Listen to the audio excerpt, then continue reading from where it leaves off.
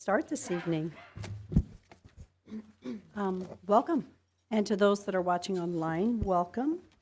This evening, we are privileged to have Les. And where is Les? Right there. Hi, Les, how do we say your last name? Albjerg. Albjerg.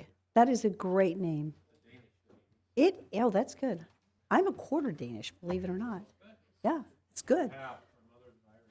That's pretty cool. So I'm stubborn with a temper. Well, Les is with St. Luke's Hospital, and you're a chaplain there, is that correct? So thank you for opening us in prayer, and then if you don't mind, after you pray, we will also do the pledge. Thank you. Well, thank you And- for having me tonight. And let's, At the mic so they can hear you online. thank you. Thank you for having me here tonight. This is my 10-year anniversary of living in the valley. So, Oh, and as we were praying where to live, God directed us to move out to this part of the county because this is the only place I could afford a house. Because I was hired at St. Luke's Boise because Napa was still a dream 10 years ago. And so now I live 10 minutes from work, so that's kind of nice. And one memory I kind of wanted to share with you is one of my coworkers had just graduated from NNU, where I worked in Southern Oregon. She talked about her school, and she loved her school, but you know what? She loved the city of Napa even more. She said, when I get done, I want to move back here, and I just heard from her she's actually looking for work here now. So Napa made an impression on her even as a student at school. And to be honest, where I went to college, I didn't really give a rip about the town I was in because everything was centered around the college I went to. So Napa's a special place. And now that I actually live here and work here, it's become even more special. So let's ask the Lord to keep it that way, because we're a growing community whether we like it or not. And it's you guys need the wisdom to make sure that's directed growth. And then where I work, we call undirected growth is called cancer. So we don't want cancer to infect our community. We want good, strong development through your leadership and through your wisdom. So let's ask God to bring that. And also thank Him for another year. I'm not sure if this is your last council session of the year, and also thankful for the season we're in. So let's pray. Dear Lord, we come before you today thankful for those who are willing to sacrifice to lead our community. And we think of your words in James where you say if we lack wisdom, we only need to ask, and you promise to give it to us. And so I pray for our city, for our council members, for those who are here to do presentations, that they would lead us wisely and lead us in a healthy direction as our community and our county continue to grow. We thank you for this season where we celebrate the birth of your Son. And Lord, I pray that you would watch over everyone in our communities as there's lots of activities going on this time of year and the weather's not the best. And just pray, Lord, that you would give wisdom to the council as they make decisions tonight. And Lord, may they set a good foundation for 2020 coming up. And we thank you for your love and your compassion for us and your promises in your word. And so I just pray now, Lord, that you would help us to move ahead in a healthy way in our communities. We ask this in Jesus' name. Amen. Amen. So pledge allegiance to the to the flag of the United States of America and to the republic for which it stands, one nation, under God, indivisible, with liberty and justice for all. Thank you so much for opening us in prayer. So we do have a couple proposed amendments to the agenda, but before we go there, we will start with roll call. I saw that look. Almost forgot. Rodriguez? Here. Bruner? Here. Hogaboom? Here. Levi? Present. Haverfield? Here. Skog? Here. Okay, so back to proposed amendments for the agenda. We have two. The first one is to amend item 513 to correct the amounts listed on the agenda. So this is to approve a resolution and authorize the mayor to sign a contract with Office Environment Company, OEC, for office furniture purchase and installation at the Nampa Development Services Center building not to exceed the amount of, the actual amount is $158,923.07, and approve the additional contingency amount of, the contingency is actually $16,076.96. So that would be the corrected agenda item. The second amendment to the agenda would be, I'd like to move item number 5.3 down to 5.22. And I'd like to move item number 5.22 up to 5.3. We're going to switch those two items. We have a number of people here, and it was my error that I didn't have that item further up on the agenda. And since Doug is going to be here for the entire meeting, we'll move that one down. And I'm not sure if there are any other adjustments that we need, but to my knowledge, that's where we are. So with those amendments, proposed amendments to the agenda, council, does anyone else have any proposed amendments to the agenda? Seeing none, I would stand for a motion to approve the consent agenda as stated. So moved. Second. Roll call. Rodriguez? Yes. Hoagboom? Yes. Levi? Yes. Skog? Yes. Brunner? Yes. Haverfield? Yes. So we do not have any proclamations this evening. And so the next item on the agenda is a Nampa resident wishing to speak on an agenda item or non-agenda item. Thank you, Amy. Okay, so let's see. I think we're good. Okay, I'm looking just to make sure it isn't a public hearing item and something that we really can't do. So I think that we're okay. So okay, so I have a couple people that would like to speak on agenda item 5.7, excuse me. And if it pleases the council on this one, I may go ahead and put their 3-minute opportunity to speak with the agenda item. Is that okay? Because I know we've done that before, so I think we will do that. So Julie Vincent and Marie Baker, unless you cannot stay, we will put your time to speak right with, this is not a public hearing, but we will allow the opportunity to speak more closely associated with the agenda item. Okay, so then the next item is Joan Frazier. And good evening, Joan. So I've got Joan's address at 2016 5th Street South, Nampa. While you're coming that way, you don't have to restate it, as long as that is correct. Thank you. And this is a non-agenda item. I did talk to Patrick Sullivan, the building department, about what I brought up before on the egress window in apartments that are below ground, and it looks like that can be a go. He mentioned about bedrooms, and I want to talk to him. I'll try to talk with him this week about finding a different term, because what some people do to avoid paying taxes on them, increasing the space in their house, is they have the bedrooms in the basement with no door and they don't use the closet. So that way it doesn't qualify as a bedroom. So that little tweaking will need to be done, and I'll talk to him about that.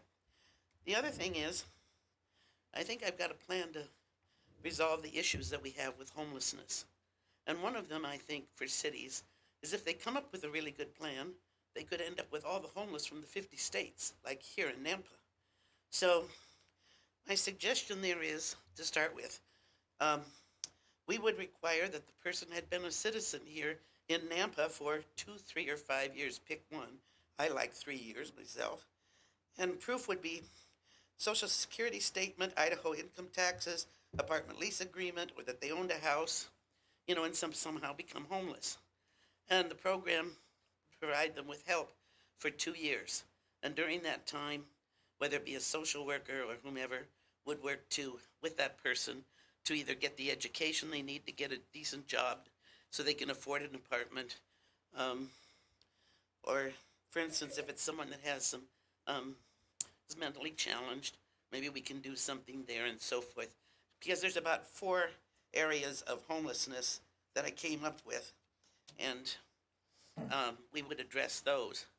And then what I thought I would do when I get the new cards for the new kids on the block up here, I'll send you an email, because if I come here for my 3 minutes, it's going to take me 2 to 3 years to get this program out to you. So that's about all I had to say for tonight.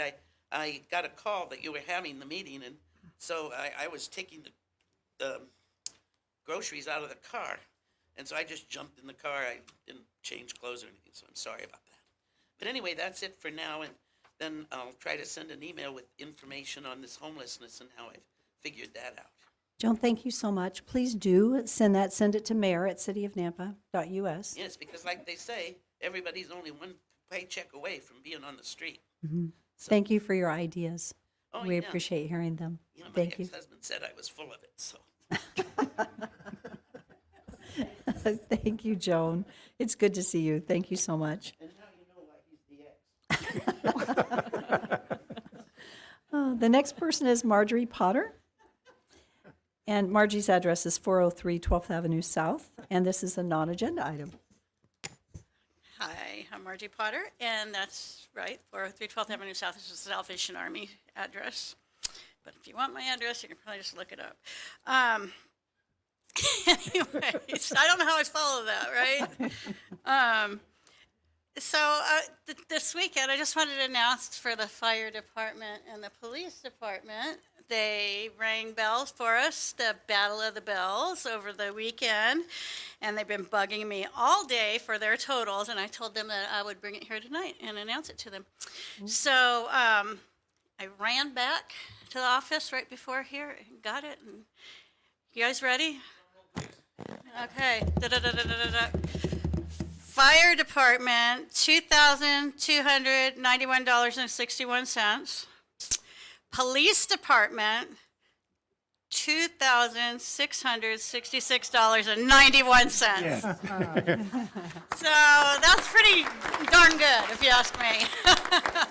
So they really brought it. They had the police car. Yeah, there was. I think that's what happened on that one. But they really brought it out, and they're awesome. They had bags of change out there and could hardly carry them. And the other thing I want to tell everybody, so thank you very much, by the way. That was a big kettles there. I had to change them 3 times during the day. So can't Chief Carpenter match that 500 though? He On could. the way out? Okay. Yes, All right. absolutely. And he'd have to come up with a little extra there, but like 350 or something. But or, I mean 550. But I think that he could make that work. The other thing I want to let everybody know is, you know, in Nampa we have over 600 families signed up for assistance for Christmas toys and food. And tomorrow and Wednesday is our toy and food distribution, which we do out of Christ the King Church. They allow us graciously to use their building because they have better parking and than we do. And between 9 and 5, anybody would like to come over and help families shop for their children. We set up a makeshift toy store there, and the Gideons are there giving out Bibles, and the Wish Book people are there, and they're getting food boxes. So there's plenty of opportunity for people to help, but you can just come over for an hour if you want and just take some families through and help them pick out some gifts. It's a pretty easy way to help out during the holidays. I think several of you have done that before. And between 12 and 1, though, we have lunch. So if you come, you can have Texas Roadhouse tomorrow between 12 and 1. And on Wednesday, you can come help out. And then between 12 and 1, we have Chick-fil-A doing the lunch. So you're more than welcome to come out and do that. Anybody that's listening is welcome to do that as well. So that's all Thank I you wanted for to all you tell do. That was awesome. It was a fun weekend. There was Yes. a lot going on and a lot of It giving was with 7 Cares. Cares was this weekend, Mhm. and that was amazing. I don't have the total of the pounds of food that were given for that over the entire valley, but it was some crazy amount of food. And so I was all over the valley, and people showed up, and so I'm exhausted. Well, thank you. Thank you for the update. Miss Vicki Chandler. It is wonderful to see you.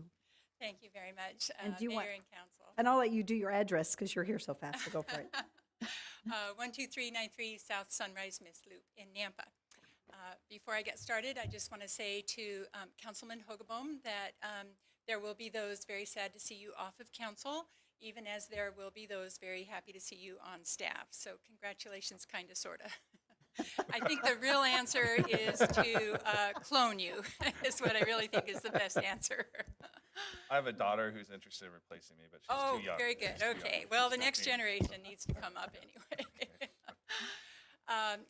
I have given you a letter that I will refer to only briefly, just to identify that I have only recently learned that it is that there are probably very many citizens who are non-compliant with city code relative to renting out bedrooms or parts of their home, because it is illegal in the city of Nampa to do that to non-family members. And while that's really irrelevant to me, I also learned very recently, that some of them are going for as much as $750 a month. Totally incredible. However, when I checked in with the building department, they said, here are the requirements if a homeowner wants to be compliant and needs to do any sort of renovation to their home. And it seemed rather extreme in some cases, in most cases, frankly. And then, so we have the two extremes, those who would choose to be non-compliant and simply take advantage of the market, perhaps realistically, and then those who would try to be compliant but find the requirements rather stiff. So I know from the director, Norm Holm, P&Z, that they are going to be working, if not currently working, on changing the code. I would seek your encouragement of that effort to make it happen sooner rather than later if possible, knowing that it can be very complex, but nevertheless, the market is so tight that as much as we can do to ease the squeeze would be very welcome by those other important people who signed the letter, Bill Roscoe and Andy Rodriguez. My name is immaterial on the letter. However, 2.5-year waiting list for low-income housing and aged-out foster kids who are two in a bedroom to afford that single bedroom is just a situation in the city of Nampa, as well as in other places probably. The more that we can do and the quicker we can do it, the better off everyone will be. I don't have anything else. Thank you so much. Thank you. Appreciate your letter. Thank you for putting it in writing. That's very helpful. Okay, so the only other two people that were signed up will have testify when we get to your agenda item. And so the next item on the agenda are mayor and council comments. And so I just have a quick question. Tom, are you going to go over the Compass Leadership Award during your staff report, or are we going to do it right now? Staff report? Okay. So I'm going to start with the rec center.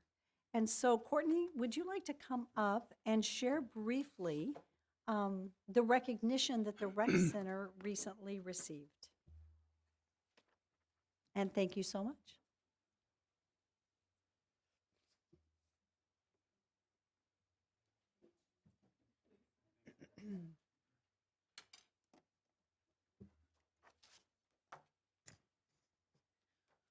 Mayor and Council, it's very exciting to be here and share a recognition the Rec Center just received, well, this year, 2019, Best Place for Fitness or to Work Out by the Idaho Press's Best of Canyon County. And as all of you know, we're a little more than just a gym, so to be recognized as a premier fitness facility is a real compliment to our facility and our staff. And so I wanted to take a few minutes and acknowledge those team members that have really, make this happen. Sherry Morrow oversees our fitness and wellness. She's our supervisor. She's been with us over 18 years. She oversees the fitness team. Our fitness coordinators are Joy Hartley. She oversees aquatic fitness. And Anna Cardoza. She oversees floor fitness. Both of those ladies have been with the Rec Center since it started 25 years ago. They oversee a number of part-time staff. Some of these fitness instructors teach 1 class a week, others teach up to 5 to 7 classes a week. They're all certified. That's a thing that professionalism we really feel is important. So they, on their own money and time, they get a primary certification in group fitness, and then they'll get secondary or specialty certifications in the formats that they want to teach. And again, not all fitness facilities do that, and that kind of sets us apart. Sherry also oversees the facility as far as the weight room equipment, the cardio equipment, and the trainers. Again, our training staff is all part-time staff. They have college degrees, some of them in education, exercise physiology, kinesiology, and then above that, they go and get their personal training certification. These individuals are not only asked to keep our members safe, but they work with medical professionals, physical therapists, cardiologists for like cardiac rehab patients when they're going to be handed off into, now it's time to do it on your own. And our trainers work really well with them getting medical clearances, health history questionnaires to make sure that they're safe and that they get the most out of it. I also like to give a shout out to our custodial maintenance team, maintenance group. They keep the facility so well maintained and clean from floors to fans. They try to create that environment that's not only conducive to working out, but also comfortable that people want to come back to. And then also a thank you to the Mayor and City Council for your continued support. Every year we come with a budget request of replacing or updating fitness equipment, and you've been gracious enough to approve that every year so we can reinvest in that facility to keep it updated. And that's all I have unless there's questions. Congratulations. Thank you. That, it's wonderful Thank you. when you get acknowledged in that way. So thank you for your amazing work. Thank you. Thank you. And Darren, thank you to you too and the entire staff. That's awesome. You know, as we're saying thank you, just a couple of things. We had a water main break on Friday, and I so appreciate the staff members with our water department that got in, got that fixed, and then our streets department helped mitigate the traffic impact, and they got in and got it done and got it back open fast. And I just so greatly appreciate that. Also, our Parks and Rec team, I think it was Adam, was there, and some others, I don't know everyone's name, our tree lights had gone out, a couple strands, and then they fully went out, and it's from the rain. And so I asked them to work on Saturday to get them back going again, and I just so appreciated their commitment to getting the work done so that we had our tree lit again. And then the library staff hosted a wonderful Christmas day at the library on Saturday, and with Santa Claus there and the tuba band and choirs, and it, you know, that's what makes community, right? And so I just wanted to publicly thank everyone for their commitment, for their work, because it's what makes our community special. And then, of course, Saturday morning began with the ringing of the bells with the fire, and actually Saturday morning was Shop with a Cop. Started at 6 a.m., Shop with a Cop, and then the bell ringing and the 7 cares, and I mean, it was a full day, and there's a lot going on, but we have such an amazing community. And I just want to say thank you to all in the work that they do. So the next thing that I would like to share is that if you haven't seen the announcement yet, I'm not sure what's out there. Is it online? It's online. I did make a decision on my new chief of staff in the mayor's office, and I was so surprised at the applicant that I've chosen to come serve. I wasn't expecting it. But as some of you already know, Rick Hogeboam is going to join the city staff as the new chief of staff in my office. And that's a big decision for Rick. But I am extremely pleased to welcome Rick. I'm happy for your family and their willingness to jump in and serve. And so he's going to be joining in the mayor's office. That said, that it will create a vacant seat. And I'm going to let you talk in just 2 seconds so you can be ready. But it will create a vacant seat. If you go online, will be an opportunity if someone would like to serve as a city council. We will be appointing someone to fill the remaining 2 years of Rick's term. There will be a committee put together that will consist of 2 city council members, myself, probably another staff member, and a couple of citizens. So we'll have a group. I can't have all the council because it breaks, unless somebody knows how, it would break the meeting law, the serial meeting laws, unless so we'll figure it out. And I don't have all the names done, but we will be forming a committee to give input into the appointment process. So I look forward to doing so. So Rick, we're excited. What would you like to say?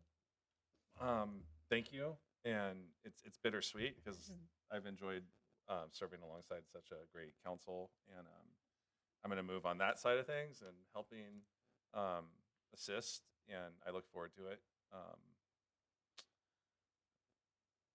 I'll reserve, I guess, my further comments for another time. You'll be hearing from me once in a while as we report on things, but I'm just thankful. This is the city. We love Nampa, and we are going through, as the gentleman who prayed said, that our directed growth is really important and critical in the way we scale up, so that we don't lose the hometown feel, that we don't lose a personal touch in how we deliver services. And so I know that that's a priority, that you want to provide quality services to our citizens, and so I'm excited. So thank you. That's neat. Yep. Well, you know, as I ran for mayor, one of my intents was to help provide good information to city council so that you guys could make wise decisions. And I think this is going to be very helpful in doing that as we move forward, because having a former council person serving on as chief of staff, he's going to be able to help guide that and help us ensure that we're providing the information to the council to help them in the decision-making process. So it's good. So the next comment, and I did have it on the agenda, I wanted to mention to city council, is related to some school district property. This is not a decision, but the only way I can talk to everybody is publicly. And so the school district has a piece of property that is that they're going to be selling, and it's the property that sits on Lake Lowell near Midland. That is the school district. It's a big concrete area and a parking lot, and it backs right up to Wilson Creek. And as I've watched that property, and then hearing some time ago that it was going to come available, my thought on that property is that that would be a wonderful place for two things. One, our Parks and Rec department could use a place to store lawn equipment halfway in the city, so that they're not driving back and forth so far. I think right now their equipment is over at the Fort Idaho Center. And so it would be a place that we could use some of the buildings for that. That my greatest interest is to create nice parking and change the fences and make that a place that when you want to walk on the Wilson pathway, that you actually have a place to park, put your bikes. We could enhance the area there to where there's a stop along the Wilson pathway, and create a nice place halfway on that Wilson pathway for people to actually get on it. Right now, it's very difficult to access that pathway because there isn't any place for the public unless you live there. So for those that want to come in and drive and park, it would be. The question I have for council, and this is not a decision, but I don't want to even pursue discussions or go very far down the road in the discussions with the school district and seeing if there was an opportunity for a property trade or something without the council giving the nod to say, yeah, we don't mind you at least looking at it. If somebody says, you know what, no, we're absolutely not interested, then I'm not going to spend the time. Are you, thumbs up, you'd say at least talk about it? So, is there any concerns? I have a couple people saying they're not opposed to us at least having discussions initially. Okay. I thumbs up. I think your idea of making it an amenity for people in our city to better access that would be great. So explore. Okay. Yeah. Okay, so we'll at least have discussion. Sandy, did you have any thoughts? Nope. Okay. And I think we have a lot ahead of us. I could say a whole lot more. Oh, I do want to say two more things. Meridian Mayor Tammy is stepping down and retiring. And so I'm not sure when their city council meeting is, but she's right at the end. And I just wanted to acknowledge her leadership in our community and that she'll be missed, and just recognize her and her role. We have a number of mayors changing out in the Treasure Valley. And Tammy, I think she came in 2004, 16 full years serving. That's amazing. And anyway, because as our neighboring city, there's been a lot of relationship right there with Meridian, and so I just wanted to acknowledge her. And then I also just wanted to say, the city offices, we're going to close at noon on Christmas Eve, and staff will use PL for that. And then we're closed on the holiday, the 25th, if anybody wonders. We're open on the 31st till 5, but we are closed on the 1st. And I just want to pause and say, wish everybody a Merry Christmas. And Anybody, Happy Hanukkah is the other holiday that takes place, but it's more than just Happy Holidays. It's Merry Christmas. Amen. So I don't have anything else, council. I have just and the first one's just kind of a joke. There's been kind of a history where this seat gets emptied. So do I need to kind of move seats? Because I hope you get some applicants. You know, it's All right. true. Okay. Anyway, so just short but seriously, number one, the gift of the birth of our Christ child is coming up, and I think we just can't give that enough emphasis, especially this city of Nampa, in our faith and family. Number two, Councilwoman Levi was there, but I was so impressed with Shop with the Cop, 6 o'clock out at St. Al's, and I just want to thank you. I know you're here, but over 100 young people, and able to see them meet with a police officer from the Canyon County, and Nampa Police was all over that, and just a great gift to our children in our community. And even though I make a lot of fun, I just want to seriously just thank Councilman Skog. This is his last official meeting, but for your leadership and for this city, and just appreciate that so much. I know this isn't going to stop. You're going to continue, and when we need consulting or whatever, you'll help us, right? So anyway, thank you very, very much. See, I'm thinking your January 6th is your last official, so I apologize, but we'll be celebrating you then. We couldn't miss it, but thank you for that. Mayor Clean, Yes.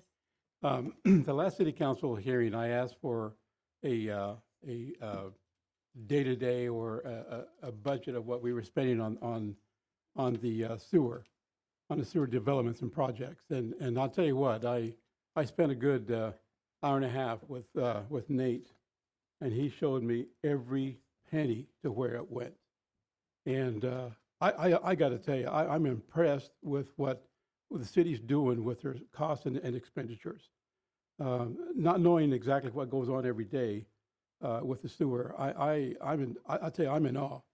And once we got done, I understood how valuable that we have a great team that's keeping our taxpayers' dollars right to the T.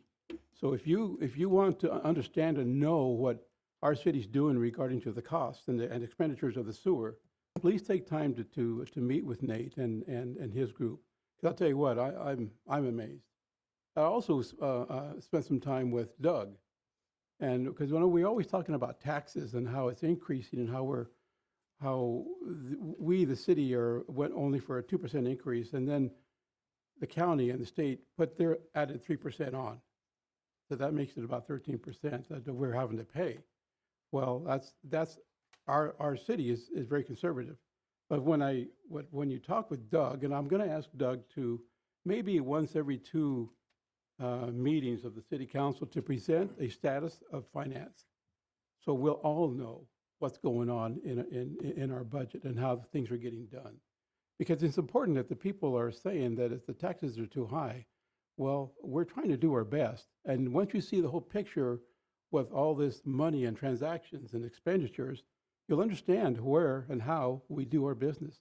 And so if you don't mind, Doug, I'm going to ask him to come up every once in a while, Mayor, and for the council to see where we are today in terms of our 2019 and maybe 2020 budget. I'll tell you, I'm impressed with and how easily he describes and explains what we're doing here. It's just amazing. So thank you, Doug, for taking the time out. Well, I'm sure with collaboration of the council and the mayor, we can come up with something that meets the needs. Yes. Now, for something better, we spent, Sandy and I and Rick, spent time with the fire department at Central Elementary School. The fire department donated coats to the children. And I'll tell you what, even though the police department won in the battle of the public safety, but our fire department stepped up to the plate, and I haven't, and Rick and Sandy chime in, because I have never seen so many smiles. For we take for granted, and the students don't.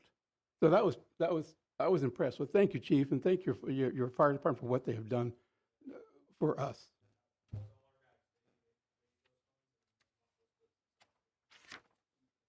Yes. That's all, great. Mayor. Thank you. Thank you. Are there any other comments? Seeing none, we'll move into, we do not have any agency reports, so we'll start with the staff report. Tom Points.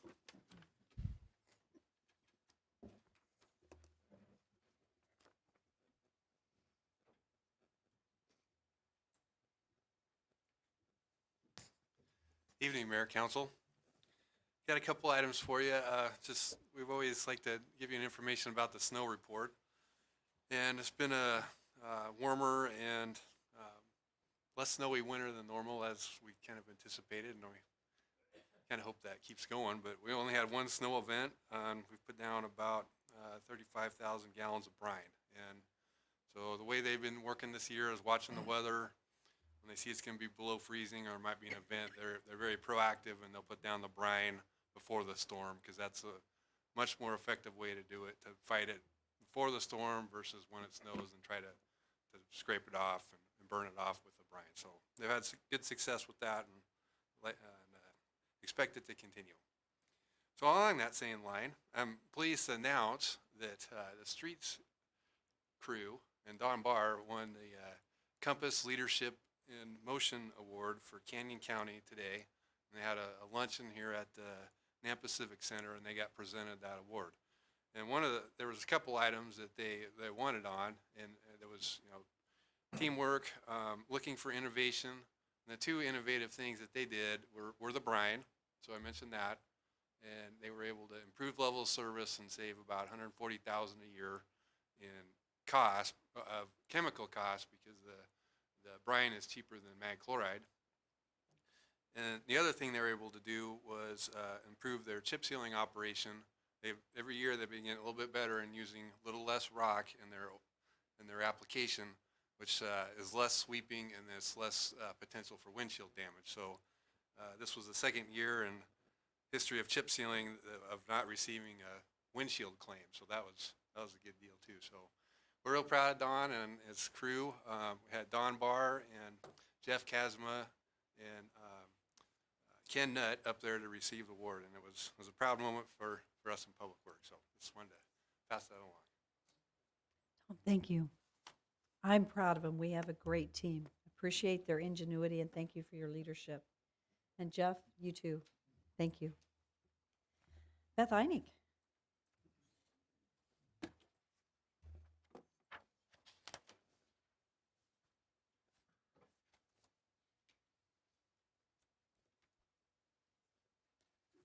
Mayor and Council, thank you. I won't take too long on this staff communication with you, but recognizing that construction has started hot and heavy at the Amazon site on Star and Franklin, and then I know further down in your agenda, I think Patrick has a couple of business items for you to consider regarding our inspection process. Thought it would be a good time to just come and share some information. I know we've discussed some of this probably about a year and a half ago when we very first started working on then Project Bronco, to give you some talking points as you're out in the community on kind of what the impact of Amazon will be for the city and what we're kind of looking at in terms of them as a corporate citizen.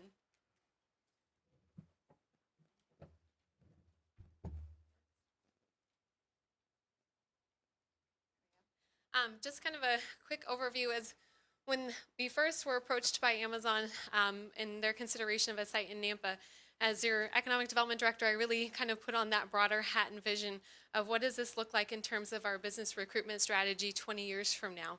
And hoping that we can make a really good impression and that they can see that we are a strong community and we're a good community to do business in, that they do more than just logistics and distribution.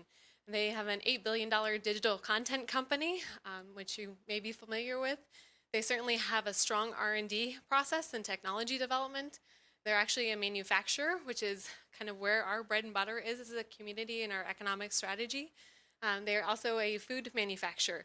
With their acquisition of Whole Foods, they've really gotten more into food processing even. And so there's much more to them than just the big box with boxes leaving that facility. So that's kind of something that I always keep on the forefront of my mind is how do we transition this relationship to something even more? And then just looking at the projects within the valley, you'll probably see on Indeed.com, there's job postings already. There are actually 3 facilities that Amazon will have in the Treasure Valley obviously their 650,000 square foot footprint in Nampa that is under construction. They've leased 80,000 square feet in Boise, and then they have their last mile facility that opened up just about a year ago here in Nampa over on 6th Street North. So there's not just the one, but there's actually multiple here. On the facility types, I know that there can be some confusion on what types of facilities they have and what's going in here. The large facility in Nampa is one of their sortable fulfillment centers, so it's mainly kind of smaller things that will fit inside of a shoebox that will get shipped out of that facility. They do have about 6 different types of buildings that they build throughout the country to meet their demands. They have their non-sort, which is their large items, so if you were to order a kayak off of Amazon, it would come from those types of facilities.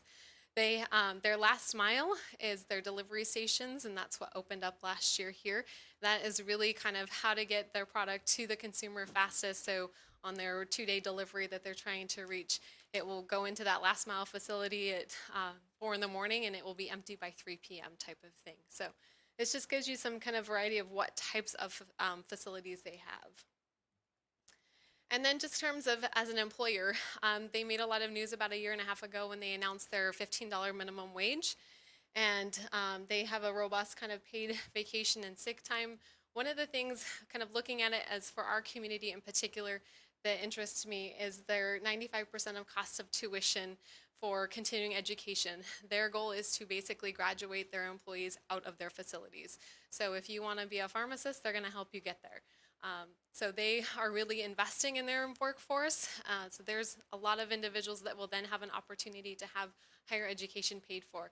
And in Nampa, that's an area that we've struggled in terms of making sure that we have the high education attainment that's needed to fill the high wage jobs that are coming in. And then certainly kind of the size of the project, their press release was 1,000 new employees. Their traffic study contemplated, I think, up to 3,000 employees. The building itself is about a $200 million investment. This does not include all of the robotics and the conveyor systems that will go into it as personal property. So we estimated over a 20-year period up to a $45 million impact in property taxes paid just to the city of Nampa. This does not include what they'll pay to the other taxing districts. And then if we just look at kind of how big it is compared to other projects that we've done, if you were at the Economic Forum, you already saw this slide, but it just shows kind of that $200 million investment compared to what the city permitted in all building permits in 2017 and 2018. So our 2019 was over $300 million, and that included the first phase of their permitting process. So it's definitely a huge project for us and exciting to see. Certainly this is the traffic investments that you guys have already seen many times. The kind of statistic that I like to quote is that they're spending more than 3 times what we spend on our entire city in this one geography in that $14.2 million investment. And then when we talk about the labor force piece, this is the most recent data available. It's 2017 from the census program that shows that we still have almost 28,000 people that leave the city for work every day. And when you drill it down to those who make less than $12.50 a month, it's almost 7,000 people. So we know that there's a workforce that leaves our city that we'd like to be able to have work in the city as a part of their quality of life. And we're hoping that because it's such a big announcement and it's such a big splash, that it will gain their attention to be able to apply for these jobs and help to keep more citizens here and not necessarily impact our current employers. But we also recognize that it will have an impact on current employers. And so we've been partnering with the Boise Valley Economic Partnership to put together an employer workshop. It will be February 26th here at the Civic Center, and we're bringing in a lot of partners. So we're anticipating kind of a 3-hour workshop that we'll be sending invites out to right after the first of the year to our local employers to participate in. We'll do just an initial kind of industry overview of logistics positions and manufacturing positions and kind of what the market is paying right now in the Valley and how that compares with what Amazon's employment package looks like. And then we'll bring in SWEMA, they're the Southwest Idaho Manufacturers Alliance, talking about some of the things they're doing to help create more robust benefit packages, especially for smaller employers, those who have less than 20 employees and it's really hard to provide health insurance benefits. SWEMA's working on developing a co-op model for that. And then CWI and talking about apprenticeship models and how do you create a career pathway for your employees to retain them. And then certainly talking about company culture and things that employers can do. And then on the attracting employees, talking about how to build your employer brand as within the community, how to get your name out there on Glassdoor and social media and things like that. So that's just one of the things that we're doing to try and kind of help address some of those concerns of our local employers. Beth, thank you. Good job. I hope it was helpful to listen. Sandy? Mayor, thank you, Beth. Couple questions. On your first slide, the first bullet point was half of every dollar spent online.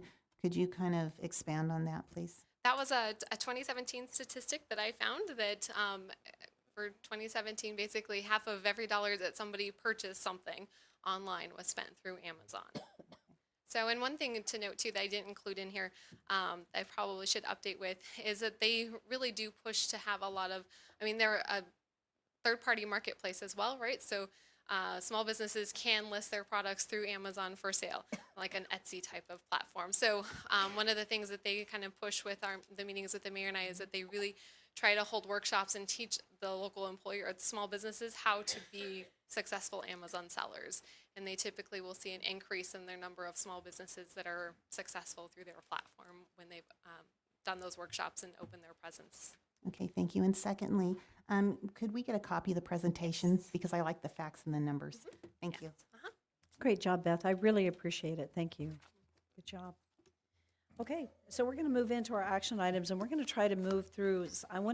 We've got quite a few here tonight from the downtown area, and they're quite a ways down the agenda. We're going to try to get there so that you guys don't have to stay too long. But the first action item is 5.1, and this is the appointment of, is it Michaela? I didn't know. Michella? Okay. Michella Franklin and Tom Turner to the Planning and Zoning Commission. So the information for these was in the council packet. Norm, you're welcome to speak, or I can just quickly say that Norm Holmes, Director of Planning and Zoning, actually headed up a process of selecting and interviewing the candidates, and then the recommendation came from the interview committee to Planning and Zoning.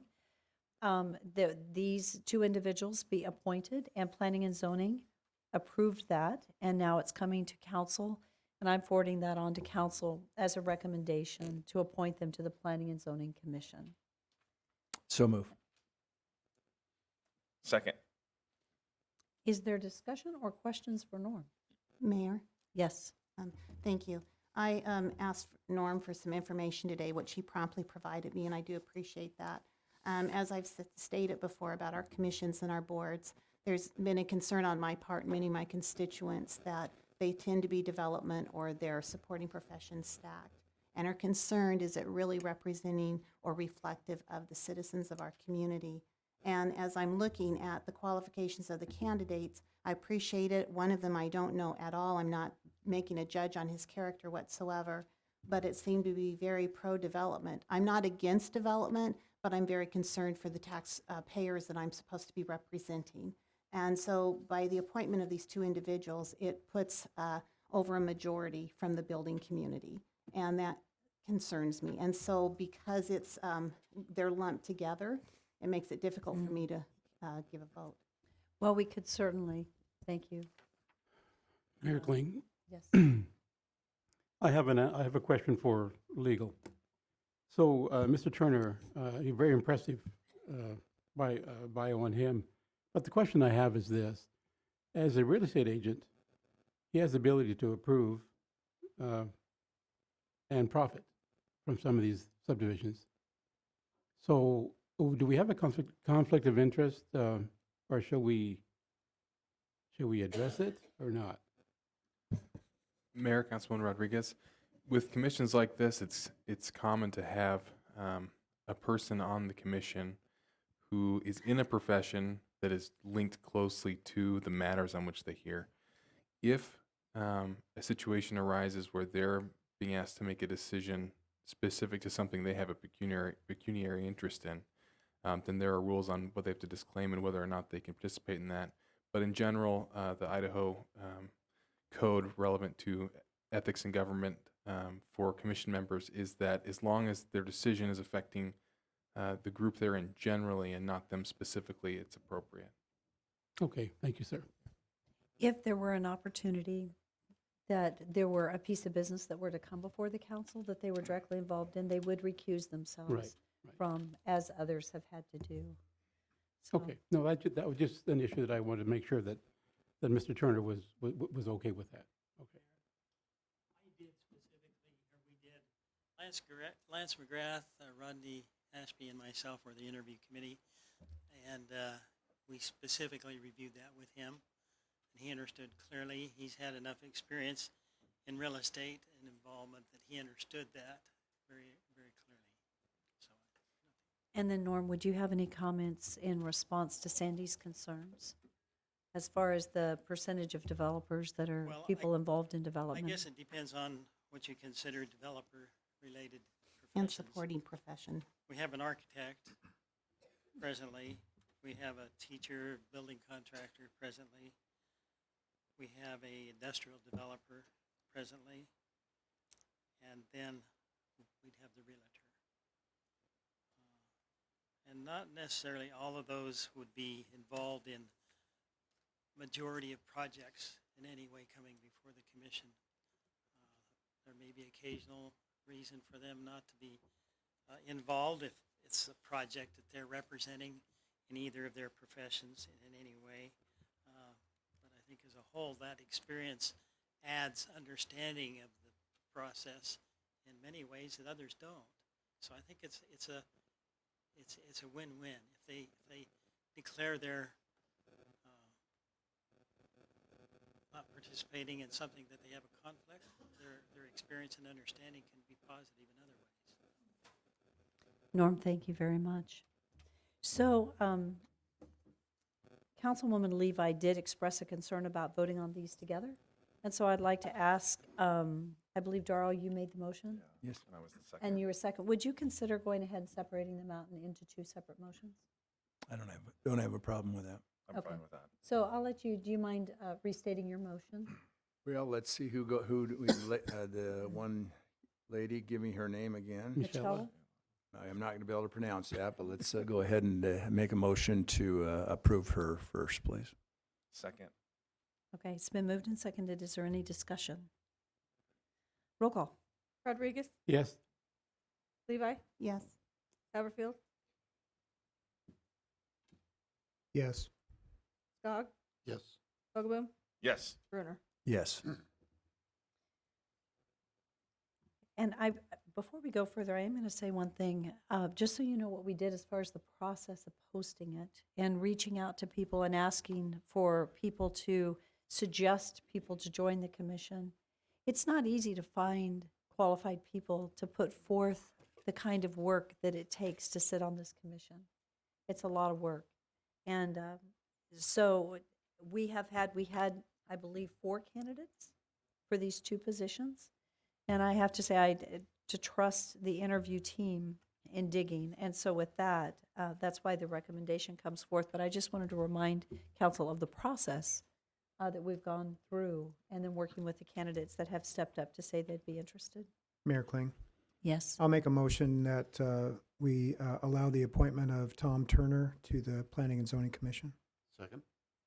It's been moved and seconded. Is there any discussion? Just as a council, we have checks and balances too, so if need be, but yes, I will be voting in favor. Mayor, again, I want to reiterate, my comment has nothing to do with Tom. I do not know the gentleman. He does look like he's qualified. He has a background in that.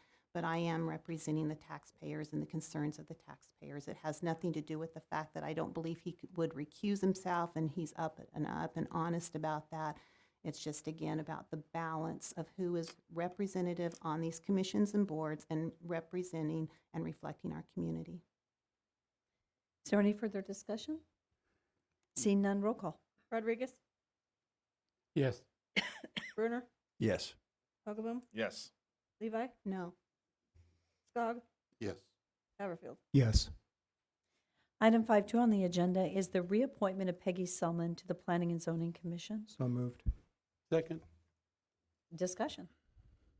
Roll call. Brunner, Yes. Hogaboom, Yes. Levi, Yes. Skog, Yes. Rodriguez, Yes. Haverfield. Yes. The next item, and we'll do this before we step into public hearing, and I apologize to our downtown team. I am so sorry, because you'll have to wait. So item 522 is an action item. Is to accept recommendation of shortlisting the following 3 consultant firms for the Nampa wastewater treatment plant upgrades Phase 2 Project Group F progressive design build contract procurement process. And I'm not going to go through the names because I think Tom will. And this is also to authorize the Public Works Director to proceed with requests for proposals for the second phase of the selection of the Nampa wastewater treatment plant upgrades Phase 2 Project Group F progressive design build contract. And before you start and go ahead and name these, I just want to say, I think a couple of our members of the committee are here. We have 2 council members that have sat on this team. And I just want to say, I sat through the meetings. I am so proud of this group and so impressed with the work that has been done. Thank you. Because there have been a lot of morning meetings, hours and hours and hours of review.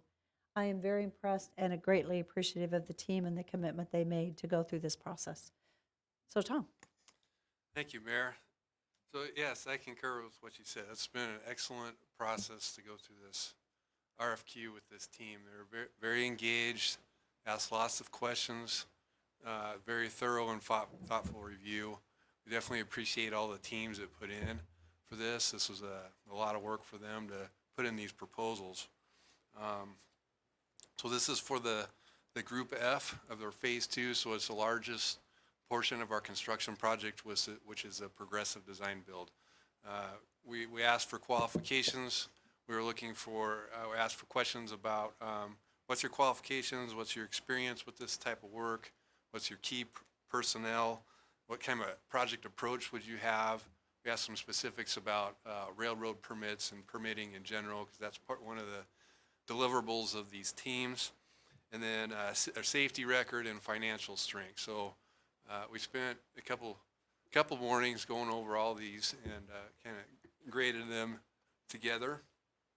I've been through several RFQ processes, and I have to say this has been the most collaborative one and the best one I've been involved with. So it was pretty cool to see that.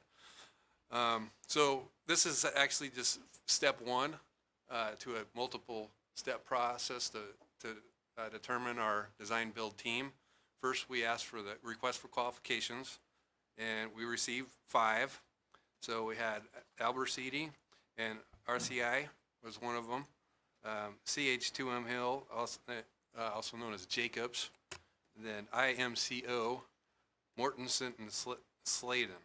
So, like I said, we went through all this, we graded them, we looked at it, and it was, these are hard decisions, but we wanted to get to a short list of 3 to go to the next phase, which is the request for proposals. So this will be a little more detail on project approach. It'll talk more about budget and what the guaranteed maximum price, to start talking about price of the overall project. And it'll give us a chance to ask some more questions that came out through the RFQ process. So with that, tonight, so the process was the team was going to rank all of these and then recommend to me as a Public Works Director on the top 3. And then so they have done that, and I concurred with their selection. And the selections that we came up with in no particular order were Alberciti,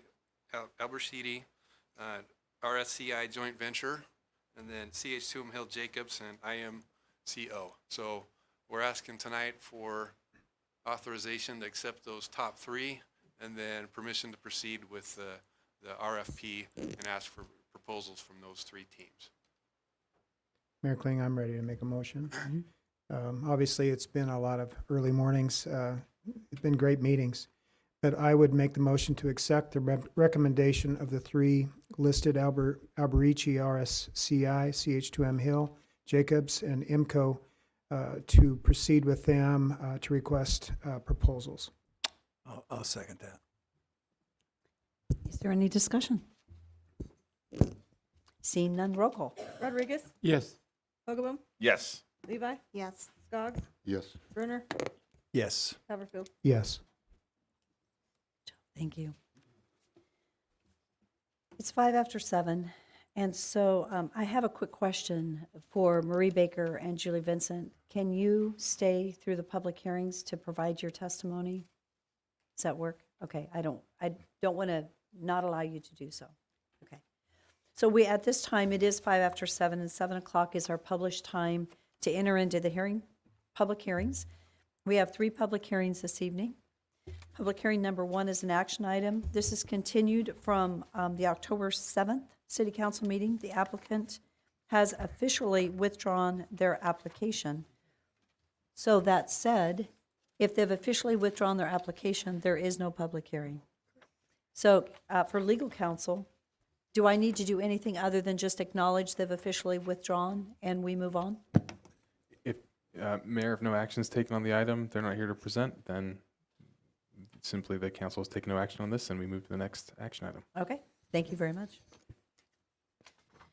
So item number 6.2 is an action item. This is a zoning map amendment to RD, which is two-family residential, from that to the community business at 1511 7th Street South. This is for Dr. Brian Thomas, Nampa First Church of the Nazarene, for a medical and counseling clinic. The Planning and Zoning Commission did recommend approval. And we'll begin this evening with the applicant. Is our applicant here this evening? Yes. Thank you. Mayor, while he's coming, if I may, I should have talked to legal counsel before. I am a member of First Church of the Nazarene, so since they would be the recipient of this, do I need to recuse myself?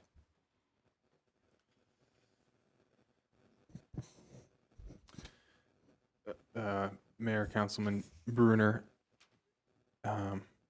I think in this case, are you an employee of No. that church? They wouldn't want me, no. I agree, that's not a paid position, but no. The question then to ask yourself, it's a question that you'll have to answer, is whether or not an action you can take tonight on this issue could result in either in fact or the appearance of some pecuniary benefit accruing to you or to a member of your immediate household or to some business you're involved with. If that's not the case, then my understanding is that the statement of the conflict on the record as you've done it allows you to continue participating. Very good. Mayor Kling, then I need to make it known that I provided the documentation for the facility in kind, so I didn't charge the church for any of my services. So I was just asking Doug if I needed to recuse myself or not. The fact that I didn't take any compensation, I think, allows me to go ahead and be a part of this process. Is that correct? Okay. And obviously, I support it since I did the drawings for the facility. Thank you for stating that. Okay, thank My you. name's Tony Johnson. I'm one of the pastors at Nampa First Church of the Nazarene, and I am representing the congregation as well as Dr. Thomas at this time. We have asked for the rezoning of a house at 1511 South 7th Street here in Nampa, and I want to apologize for being late in the process. It is not the idea that we have gone forward and figured we could come back and ask for forgiveness instead of permission at the beginning. There was a misunderstanding between myself and an individual helping us in this process related to the zoning, and so we did not pursue it until I was on vacation this summer, and it dawned on me I probably should check this out and make certain what we need to do related to the zoning. And so when I got back, we began that process, believing that it's in the common good of our community and that the city council would be on board with us related to this. It is sponsored by Care House Partnerships, which is a nonprofit compassionate ministry of Nampa First Church of the Nazarene. Our goal is to work with other nonprofits, community agencies, and churches to unite resources in order to nourish people, body, mind, and spirit. With this house, we are needing it rezoned so that we can utilize it as a medical and counseling clinic for those in our community who are uninsured and live at or below 200% of the federal poverty level, which, for example, one person in a household, that would be someone making $24,000 a year or less. For a household of four, $49,000 or less. They have to be uninsured and under that 200% threshold. Even with Medicaid expansion, based on the American Community Survey, there could still be 10,000 people in Nampa Caldwell in the 138 to 200% gap related to the federal poverty level, and a possibility of 18,000 in the Treasure Valley who fit this need that we are striving to seek. Just to let you know a little bit more about the clinic, we will be open initially 1 day a week for 4 hours a week, only to expand as need necessitates, or if we determine that it is better for us to have the counseling services on one night and the medical services on another night. The house will have 2 rooms for counseling and 2 rooms for medical exams. Parking will be made available on the southwest corner of 16th Avenue and 7th Street on a parking lot owned by Nampa First Church of the Nazarene. And also, as a point of information, Nampa First Church of the Nazarene does own all the lots on that south side of 7th Street. If our medical schedule increases, or if our medical schedule is full, we estimate that we will really only service about 20 people during that 4-hour time that we are open. There will be no medications nor prescriptive narcotics on site. We will be writing prescriptions and only doing basic medical exams and labs. No surgeries, no medical procedures will be going on there. We will be working with Northwest Nazarene University's students, interns that are counselors in the Masters of Counseling program, their undergrad nurses, and the Family Nurse Practitioner program that will all be under supervision, as well as with other medical and counseling providers within our community. At the Planning and Zoning Commission meeting, there was a concern about if rezoning it to this commercial business, if we were to move, if that house would still be zoned as that. And it was stated that, yes, it still would be zoned in that unless someone came back and asked for that zoning to be changed back. We are not allowed to be a conditional use permit because it is a residential only zoning there. And if this were to occur, if we were to outgrow the facility, just want to make it known that the house will still be owned by Nampa First Church. And the house would only be used by activities that are approved of by Nampa First Church of the Nazarene's leadership. After the meeting, there was concern that we had not talked with our neighbors about what our plans were, at least the neighbors in that area. We have talked with those that are part of our food pantry that we have on the corner of 16th Avenue South and 6th Street, talked with people that come to our church's Wednesday night dinners, and so we thought that this was a need that we could help meet, but we did not go and talk to the neighbors around the house where the clinic will be at. And so after that meeting, I went door to door to talk with them, to answer questions and concerns that they had, and pretty much, as far as I know, resolved any questions or concerns that they had at that time. So I do appreciate that you would vote in the affirmative for us to be able to rezone this property and thus continue moving forward in the establishment of a free and charitable faith-based clinic for those in our community who are uninsured. Thank you. Thank you. Okay, staff report, Norm. Yes, this came before the Planning and Zoning Commission. Again, they recommended approval. In terms of the property size, it's a 0.1 acre parcel, rather small parcel, 4,792 square feet. The existing zoning is RD, and the comp plan, which is shown on the next slide here, shows that medium-density residential designation that the RD qualifies under, but it is next to the general commercial designation that exists along Holly Street, along the southeast side of this property. And so they're requesting the rezone because it's compliant with that, stretching that commercial zone to include this parcel. And again, it shows the zoning, BC, there to the south, the medium density RD zoning that exists that this parcel is a part of.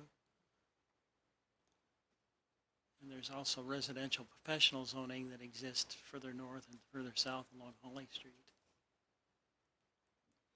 Specific information, utilities are available, access and frontage. Our frontage is along 7th Street South, and the driveway that exists there, which I understand would be their handicap parking, would be available at that driveway. The parking lot that they refer to, you can see a piece of it right here. There's another slide later on that shows the whole area.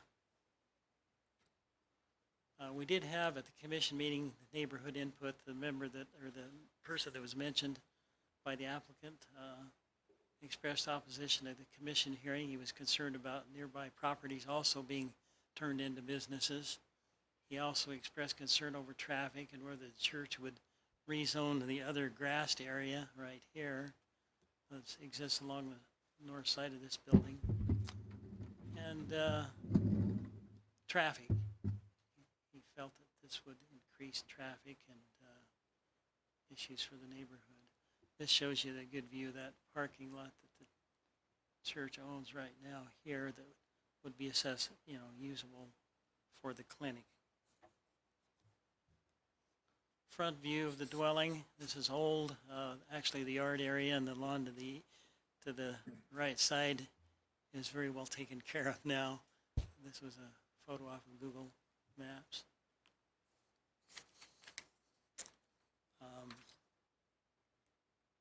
Recommended findings the commission came up with on this. It's reasonably necessary to allow the applicant to use this property as proposed. Reasonable to BC is in the interest of the property owner, conforms to the comp plan designation adjacent to the southeast, the general commercial, stretching it to include that. The medical and counseling clinic would be compatible with the existing church, professional and commercial uses near the area. And there was no reason to feel that a development agreement would be needed for this. This shows the applicant's kind of site plan for the area. Again, this is the empty grass area. This is the existing structure. This is the alleyway and the properties that they own across the alley to this property. Church across the 7th Street. And I believe that is it. Any questions? I do have a question. Help me understand why this is being recommended to be community business versus business neighborhood. In terms of the zoning, it could go either direction. Okay, so, and you probably know where I'm coming from. Yeah. Remember when we had Go either talked about signage, sign ordinances? Because sign ordinances are different in those two zones, and I don't know off the top of my head what the sign ordinance is in your community business one, but I know the business neighborhood sign ordinance is more restrictive. I think the reason that the applicant chose the BC in the request was the fact that, the property to the south is zone BC. And so, but whether, I don't personally feel it would be a spot zone to go neighborhood business there, but I think that would be an option that would still allow the clinic to proceed. Well, actually, I think I would just, and maybe I need to understand more, but I would really like to encourage planning and zoning to be looking and encouraging people to be, when you go into the commercial side, what we have is the sign ordinances are not the same. And in a business neighborhood, you're going to have more restrictive sign ordinances, and I really, in my opinion, That's right. we need to be focusing on our sign ordinances, because to put a big, tall sign, which this would allow, which should not be in a neighborhood. So I'm a little concerned about moving, we've got to be careful encroaching and what we do to diminish the value of single-family residences that are in there. Now, it sounds like they're right behind this property, but fronting, it's not single-family, am I correct? Can you go back to the map Yeah, and the, show us how broad? If you look at, these are the single-family properties along here And what road is that? that have their front on 15th Avenue South, right here. Okay. So these are residential properties here. This is the zoning, this commercial behind here to the south. So it's still hard to follow. Can you go back to to something that's more street-oriented that shows us Well, let's see. all, keep going, okay, right there. So 16th Avenue is on the top of this, right? This here's 16th. That's 16th. This is 7th Street. Okay, 6th. got it. So those are pretty much commercial right all along there on 7th, right? That are owned by the church, or how many of those are residential Well, facing 7th? The church property is zoned residential, or RD zone, yes. And all of the properties, going this way are zoned RD from the south side of this property. here going north. They're all zoned RD. Properties to the south are zoned BC. Okay. From this line south. From 7th Avenue south. From the alley side, from the Okay, that's east, isn't it? southeast. Yeah. Okay. Is zoned BC. Okay. Well, I appreciate you answering my questions. My concern is that we maintain, well, really support the work that's done with the care ministry. It's amazing work, and I understand the ownership, and I support it, and I'm not voting, but if there were two concerns, it's about impacting the value of the surrounding neighbors, if that's applicable. But the other one is really looking at our zoning ordinance to see what we're doing on the signage side. Or we need to be changing our sign ordinance, because we need to protect our community from signs that are too tall and invasive in residential areas. Yeah, the applicant chose the BC zone, I think basically because it was bordering the property. But you're right, that BC zone would allow a larger sign. The alternative would be to go to the neighborhood business zone, which would still allow the clinic to operate, I believe, but with a smaller sign. And I don't think they really have intention of putting up a big sign there. There would never be a use on that small parcel that would probably generate a demand for a very large sign. But still, the neighborhood business zoning would protect that signage size. Right, because if ever they sold the property, the zoning's going to go with the property. And that means the next person that comes in that wants a really tall sign, right there, they're authorized to do it, correct? Right. Right, Mayor- because Mayor the Queen. zone Can allows I, it. It's can based I on just the- ask if a condition could be placed on this, if it's approved, that a condition be placed on the approval that signage be limited to ground-mounted sign that would be compatible with a business neighborhood zoning? And would that go, if it ever sold, that would Yeah, go with It it? would be a condition that we're placing on this approval.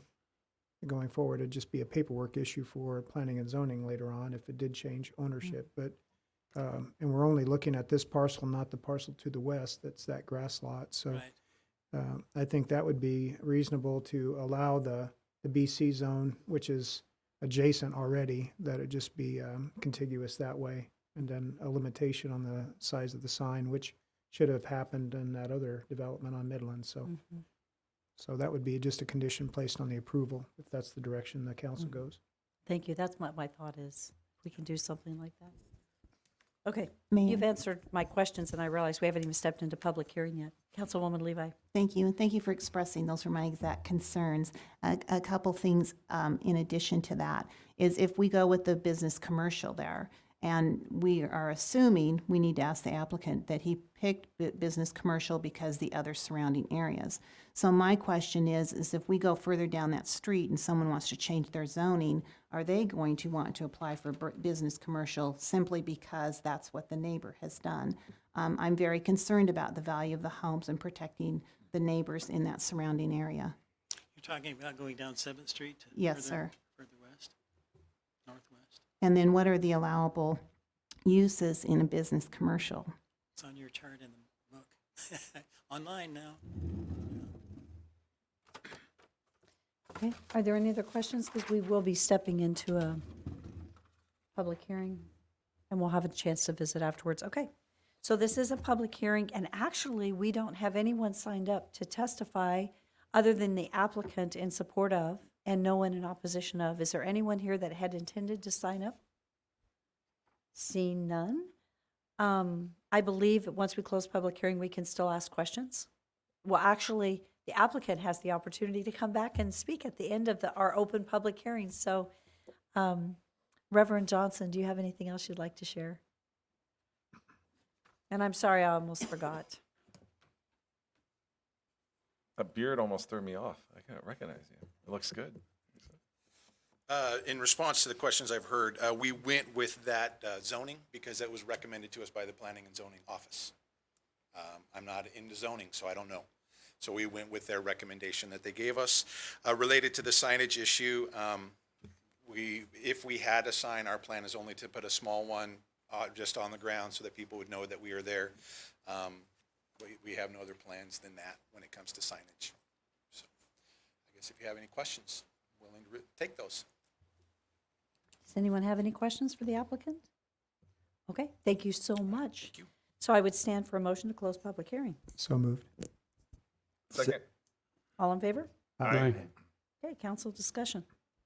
Mayor Kling, I'll make the motion to approve the request with the condition added that signage be limited to a ground-mounted sign, not to exceed what's allowed in a business neighborhood zone. I didn't see any other conditions. So is that, and that's contingent for resale also, correct? It's on this applicant. Okay. I'll second that. Okay, it's been moved and seconded, and I think there's a question, so. Just on this applicant, or it would carry over? Well, That's the question. we're allowing the zone change from RD to BC. Yep. We're restricting the signage to a ground-mounted sign that's applicable in a business neighborhood zone. That's really what we're talking about here. The zoning would transfer, if they were ever to sell the property, it would be a BC zone, but the new entity that would come in would have to come before this body again. So- Gotcha. I was just, I think technically to apply that condition, we need a development agreement because it is a rezone, which is appropriate to a development agreement. And that would be the only condition of the development agreement that would be attached, and that would be recorded. Right. That way that could be formally passed on Right. rather than word of mouth. And I'm or sorry, that letter. was my intent.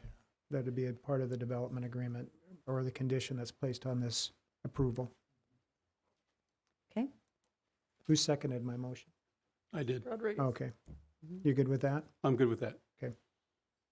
is there any further discussion? Mayor, so can we clarify, because I believe the motion said for the applicant, or does it stay with the property? It stays with The the condition. property because they're going to be creating a development agreement so that it is actually recorded. Okay, thank you. Thank you. Any further questions? Roll call. Brunner, Yes. Hogaboom, yes. Levi, Yes. Skog, Yes. Rodriguez, Yes. Haverfield. Yes. There you go. Okay, 6.3 is our next public hearing. This is an action item, annexation and zoning to multifamily residential for townhomes at 622 North 44th Street for Mason and Associates representing Sun Peak Development. The Planning and Zoning Commission also recommended approval on this particular item. Is the applicant present? Good evening. Thank you for coming forward and stating your name. and your William Mason with Mason and Associates. Our address is 924 3rd Street South in Nampa. This is a relatively simple request. We're asking for annexation and zoning to RH, which is in accordance with your future land use map for 2.02 acres at 622 North 44th Street. That street, in case you're not aware of where it's at, it is north of Airport, and it kind of borders the mobile home park. I don't know if everybody knows where the Happy Valley mobile home park is at. North 44th Street is a public road, and we would be in the future, when we come forward with plans, widening our frontage on North 44th and tying into city sewer and water. And with that, I guess I will go ahead and wait for staff's presentation and see if I have any reason to come back. Thank you. Okay, Norm. Yes, Mayor and Council, this is a 2.02 acre parcel shown here. This is the North 44th Street, comes up to this parcel. High density residential designation on the comprehensive plan.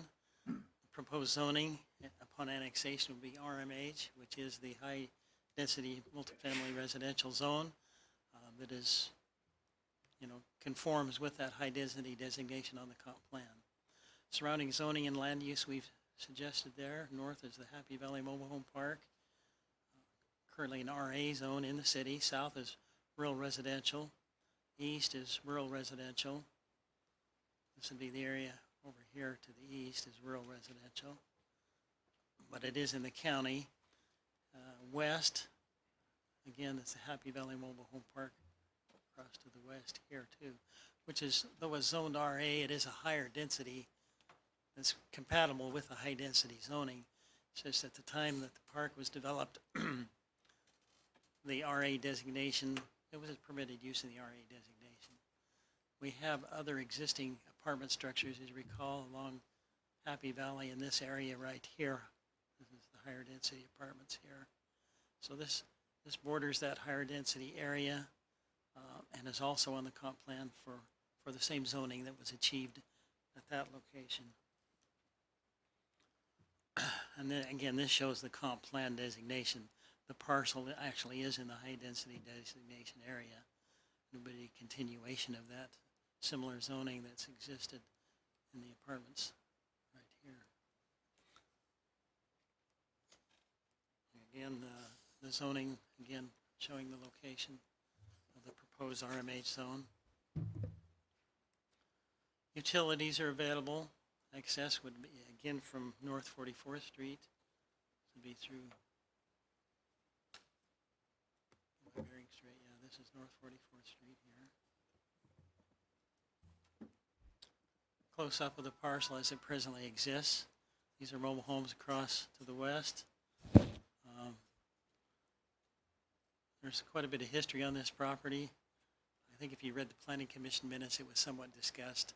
It used to be, I don't remember what it used to be, but it was some contaminated type things going on there in terms of oil and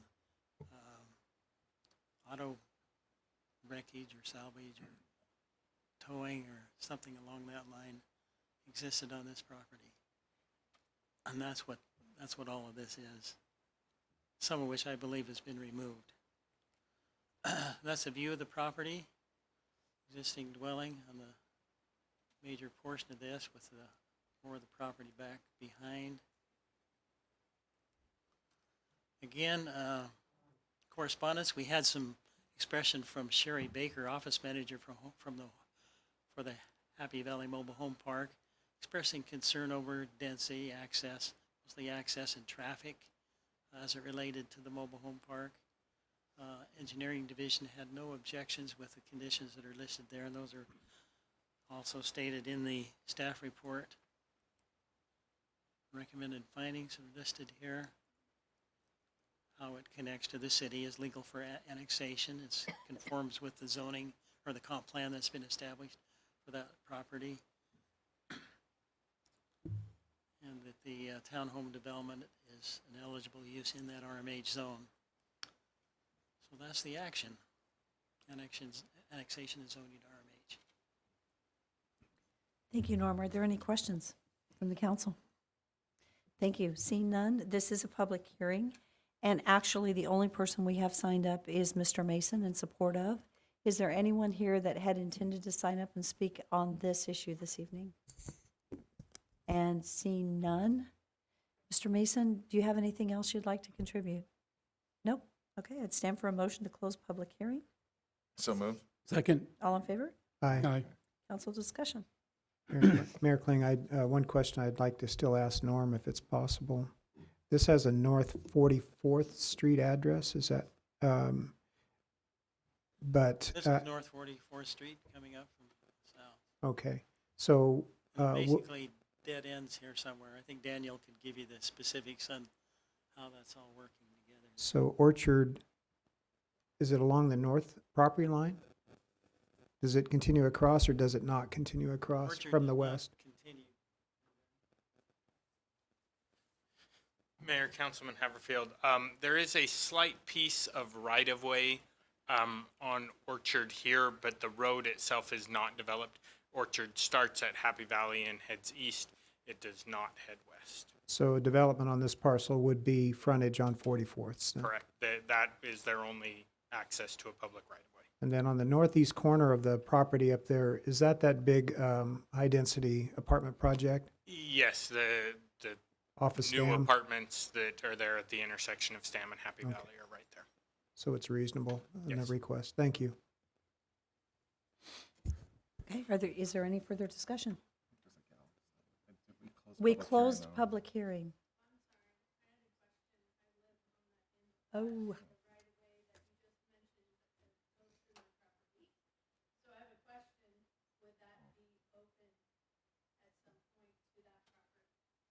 Well, let's go ahead and, Daniel, can you address that?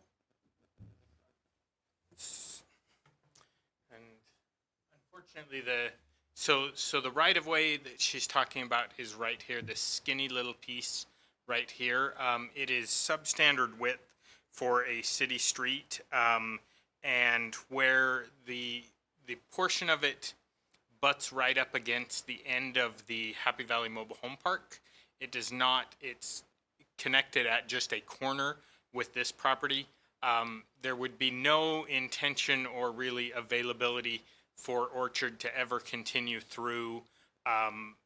More likely what will happen in the future is as their property comes in and were to redevelop, they would likely be requesting a vacation of that right of way, which staff would not oppose at that time. Okay. Thank you, Daniel. Is that making sense to her, Mayor Daniel? And I can certainly. You can talk to her further? Okay.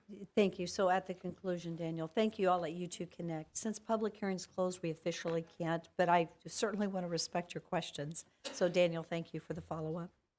Okay, is there any further discussion? Okay, what would the council like to do?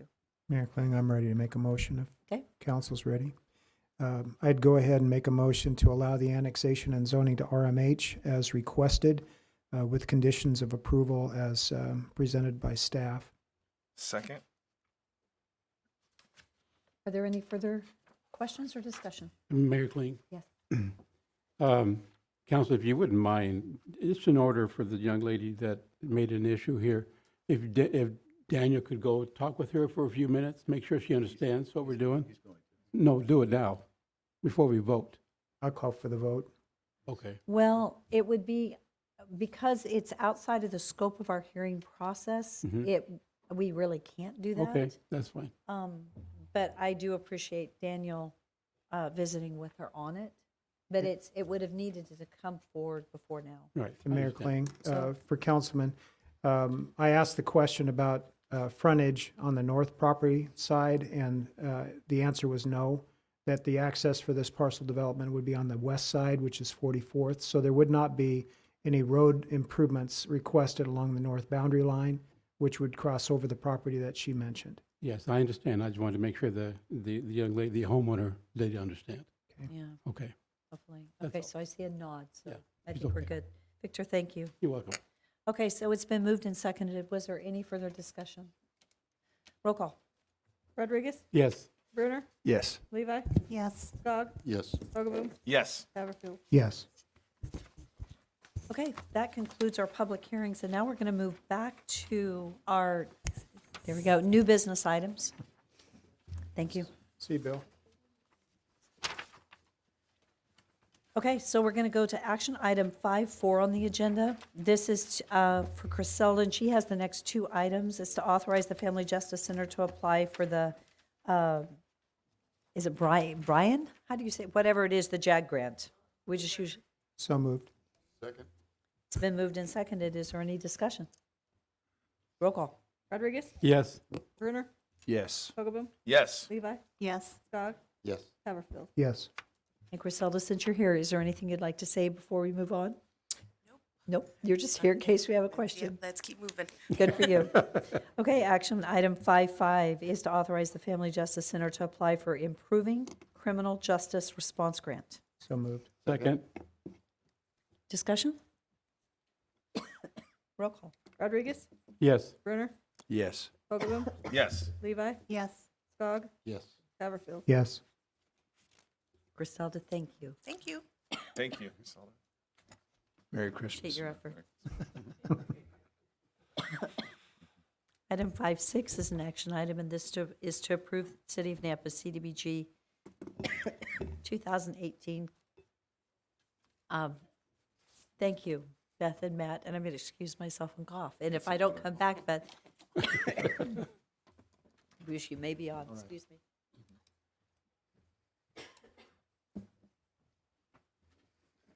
Go ahead. I think the action item was to approve our City of Nampa's 2018 CAPER, which is the end-of-year reporting, which sort of identifies all the money we allocated for the 2018 program year, where that money went, the programs we completed, how much we spent, and then what we've done to do things like further affirm fair housing in the community, things like that, that we report back to them to make sure we're doing our due diligence with the grant money we receive. Any questions from council members? What's the will of the council? Mayor, sorry. President. President Skog, I will make a motion to approve the CDBG Program Year 2018 Consolidated Annual Performance and Evaluation Report. Second. Who had the second? I did. Brunner. Okay. Go ahead and vote. Hoagabum, Yes. Levi, Yes. Haverfield, Yes. Skog, Yes. Brunner, Yes. Rodriguez. Yes. Okay, our next, and the motion carries. Our next action item is adopt the amendment to the streetscape plan for the historic entertainment dining optional streetscape type. So moved. Second. Any further discussion? Call for the vote. Hoagabum, Yes. Levi, Yes. Haverfield, Yes. Skog, Yes. Rodriguez, Yes. Brunner. Yes. Motion carries. I always like best presentations. The next action item. Yeah, we have a legal, I think, Mr. Oh, President. Go ahead. Mr. President, my understanding was that two members of the public who had signed up to speak for 3 minutes on an agenda item. Yes. I believe they want to speak on this next item. All right. And Very, so- very well. I apologize. I don't have those names in front of me. Would you like me to do the staff presentation and have them come up, or? Well, let's go ahead and have them come up. It's already passed, but It's so, Marie Baker and Julie, or from BID, are both on the agenda. for all right. when they were signed up. Marie? Thank you. Oh, very good. And I may do that again. Glad you're back. It's no fun, is it? Thank you. I can relate to that. Okay, Marie Baker, you have my address, I believe. Great. Well, thank you for allowing me to be here. I'm speaking on 5-7 through 5-9, and I'm speaking on behalf of the Main Street Board. I was recently elected chair of the board. That's what happens when you're sick for a day. But actually, what I'm really excited about is I'm a member of the community. I've lived here almost 14 years, and I've always been passionate about our downtown and have a vision for what it could be. And after listening to the hearings today about what is happening in our community and the vibrancy of what is to come, the idea would be to keep the downtown vital and active, to keep people here in our community and enjoying life here in Nampa.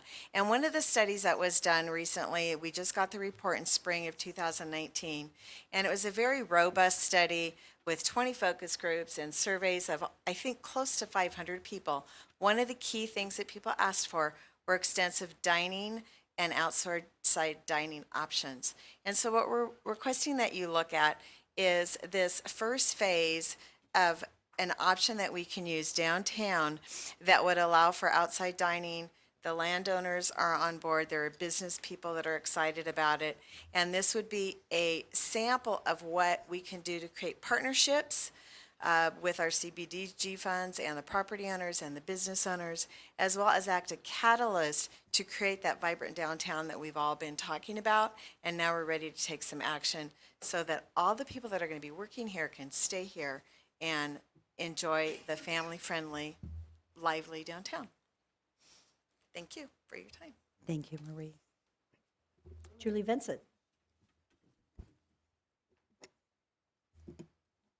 Julie Vincent, 6810 Leisure Lane, Nampa. Madam Mayor and council members, would like to speak on these new business 57, 58, and 59. I own and operate a business located in the Downtown Business Improvement District. I'm president of the board, the Nampa Business Improvement District Board, and we'd like to, as a board, express the support for these proposed amendments of the design and the streetscape plan and the sidewalk extension for the historic district, along with the use of the CDBG funds and the completion of this design. These proposed changes went before our BID, and the board voted unanimously for the changes, and we believe that the changes will be good for our downtown, for the additional dining and the additional dining for the establishments in the district. And so we encourage you to vote in favor of these items. Thank you. Thank you, Julie.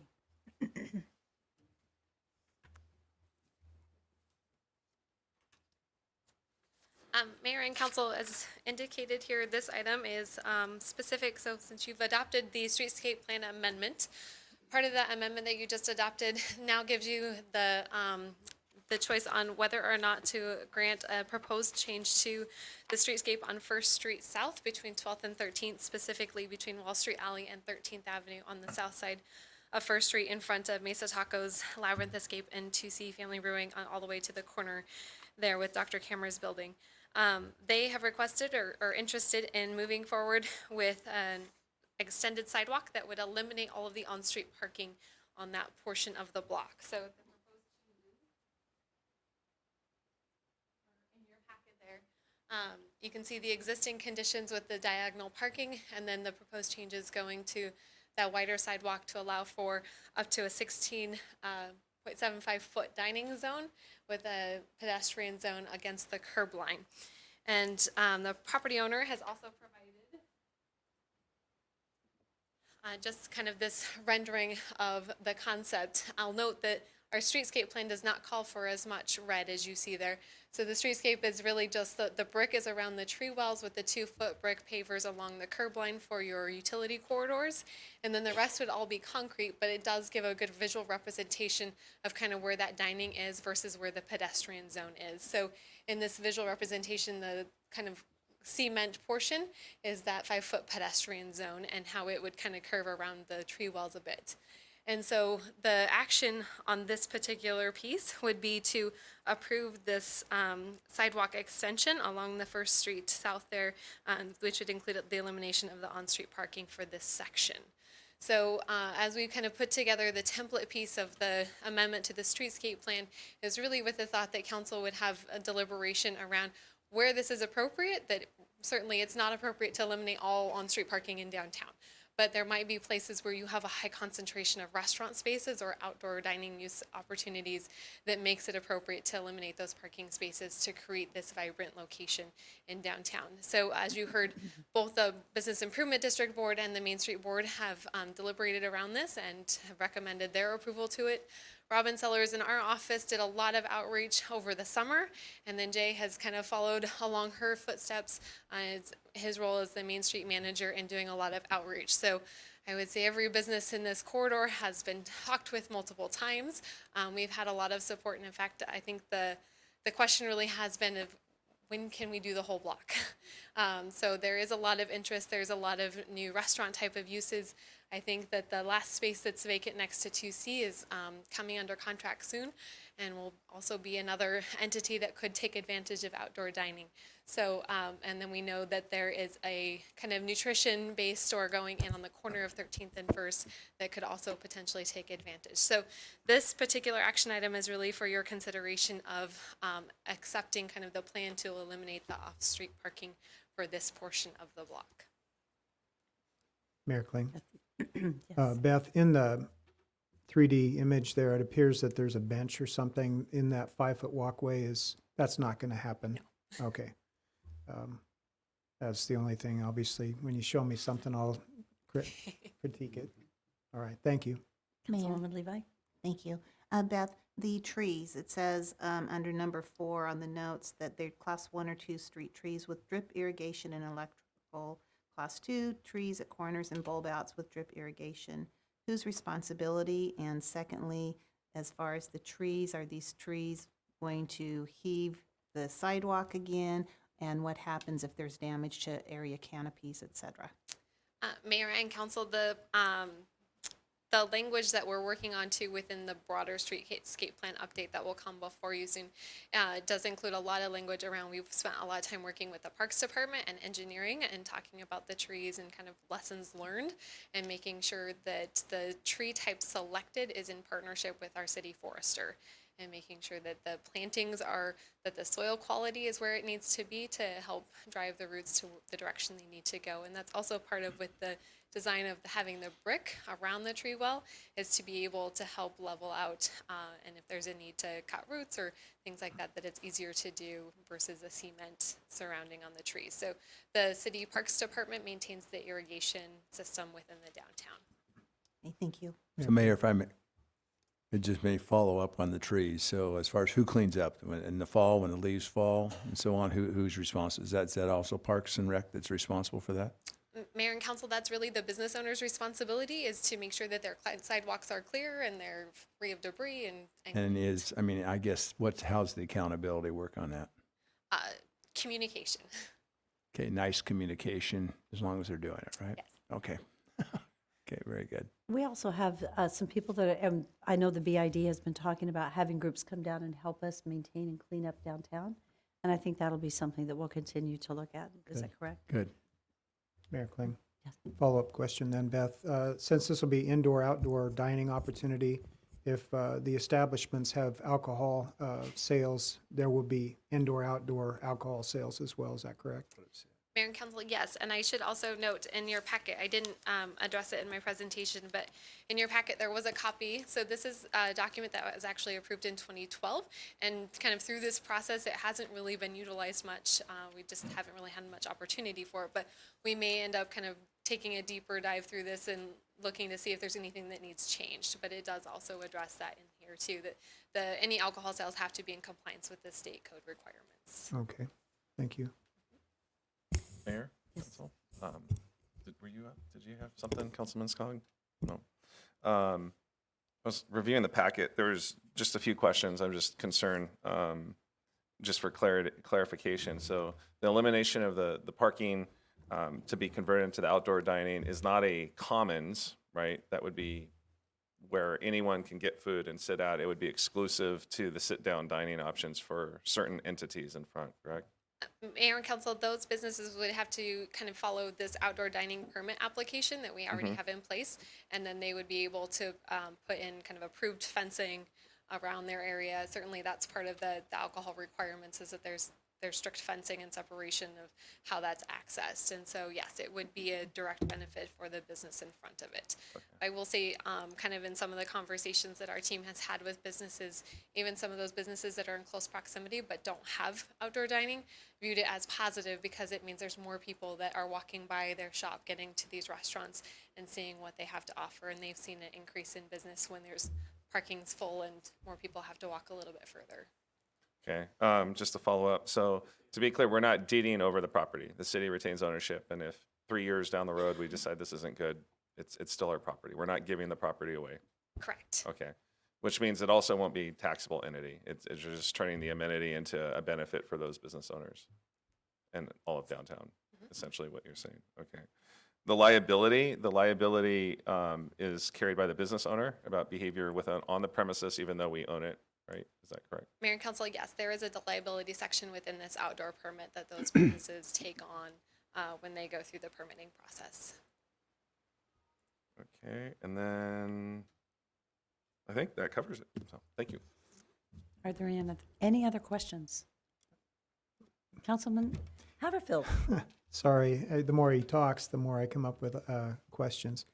Again, outdoor dining, if the Village is an example where they have outdoor dining, but they have the ability to have visual, like TV visibility from, is there a limitation on what is placed outside that could be distracting to traffic that's moving by? I know with automatic reader type signage, there are restrictions on what you can place and how quickly it moves because it's a distraction, obviously.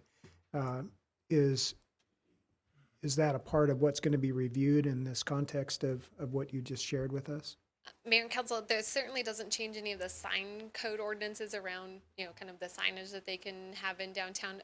But that is something we can take in mind as we look at the outdoor dining permit to make sure that there's restrictions on anything that could be hazardous to traffic. Well, if there was a TV that, again, BSU game, and there's something outside, it would be an attractive thing to have, but it could be a very distractive element if there's traffic and people moving back and forth, to have not only the noise, which was the other thing I was going to ask about, there'd have to be restriction on the sound. There'd be a sound ordinance along with just the visual acuity of people going back and forth in front of an establishment like this to make sure that it doesn't become a distraction where there could be accidents and the liability that would go along with that.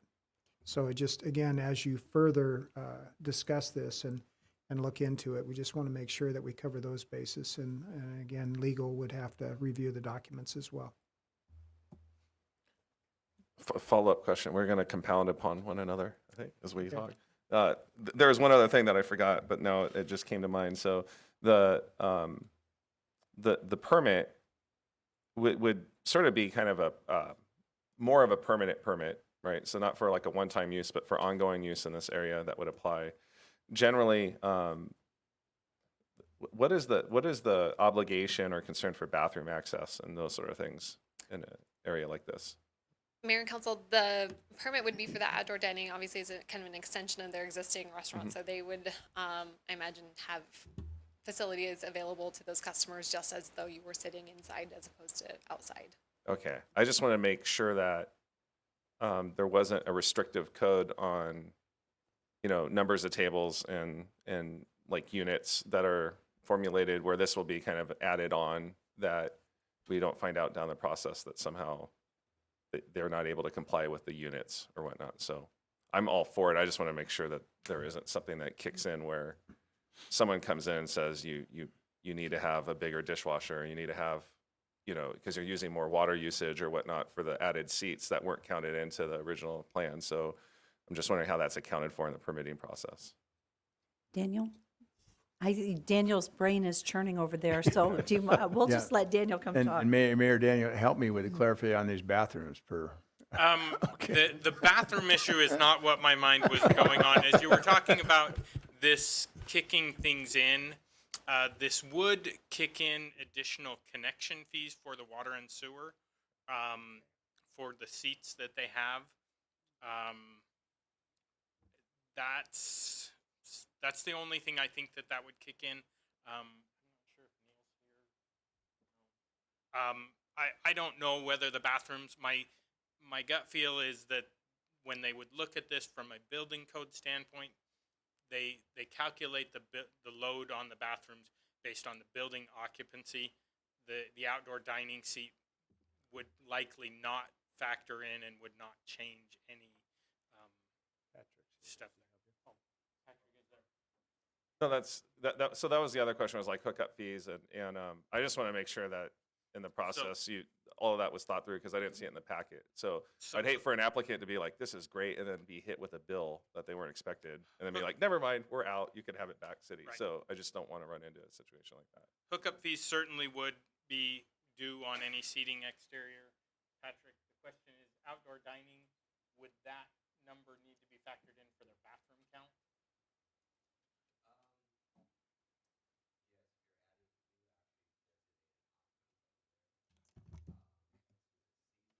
Why don't you come, Patrick, you come up? Patrick. So, and answer the question, we've got two things here. You've got one building that is not currently occupied. You've got two that are already fully connected, that are operating existing businesses. So if they were to expand with seasonal outdoor dining, what would that impact be?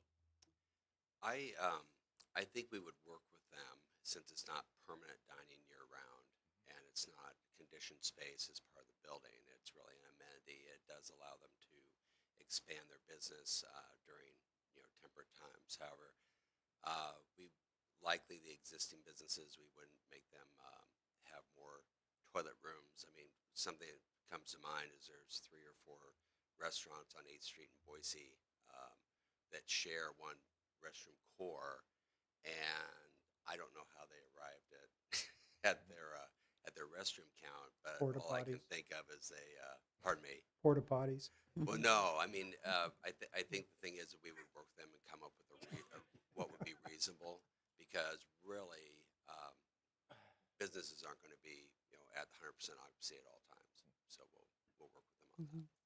Okay, thanks. That's good. I just want to make sure there weren't regulations that aren't spoken about here, and then people get excited, and then they kick in, and it's like a rude awakening, a rude piece of mail where they're being billed on stuff. So as long as there's full knowledge, eyes wide open, going in on what their obligations are, this sounds like a great deal, a great arrangement. So thank you.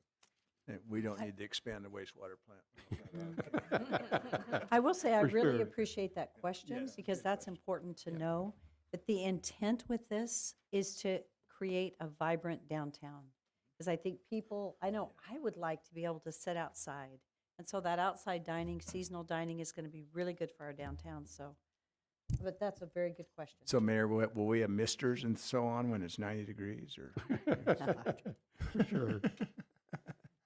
Okay, so Splash I pad, believe. Splash pad, Yeah. sorry. I believe we had a motion and a second, is that correct? We have not had a motion not yet on had a this mo- one. Not on- Okay, Mayor, I'll Not make- on 5-8. not on 5-8, okay. So what is the will of the council? Mayor, so I'll make a motion on 5-8, is that what you're referring to?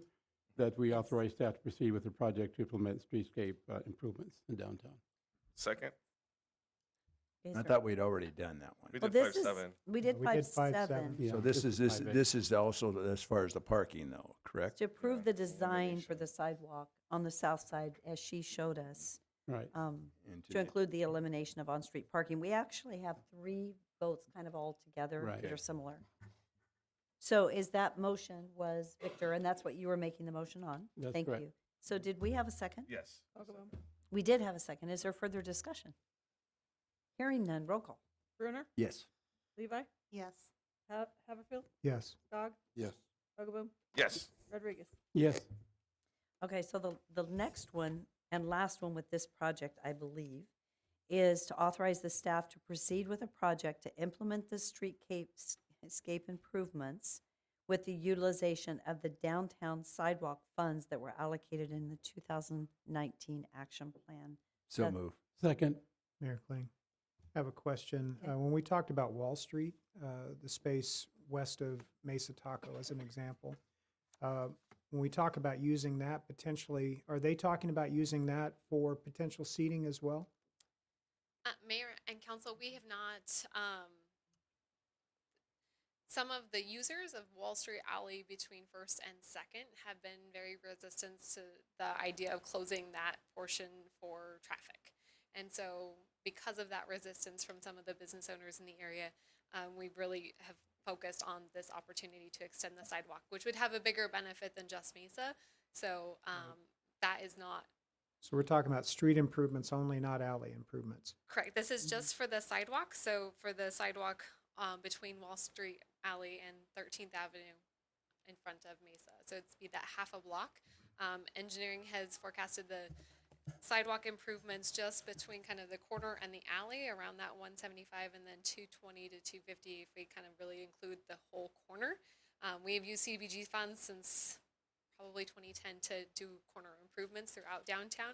So if there's funding available, we would pursue the corner, but the funding would really target that block portion. My concern was fire engine access and service access. So that doesn't sound like that's going to be affected at all by what we're talking about. Correct. Thank you.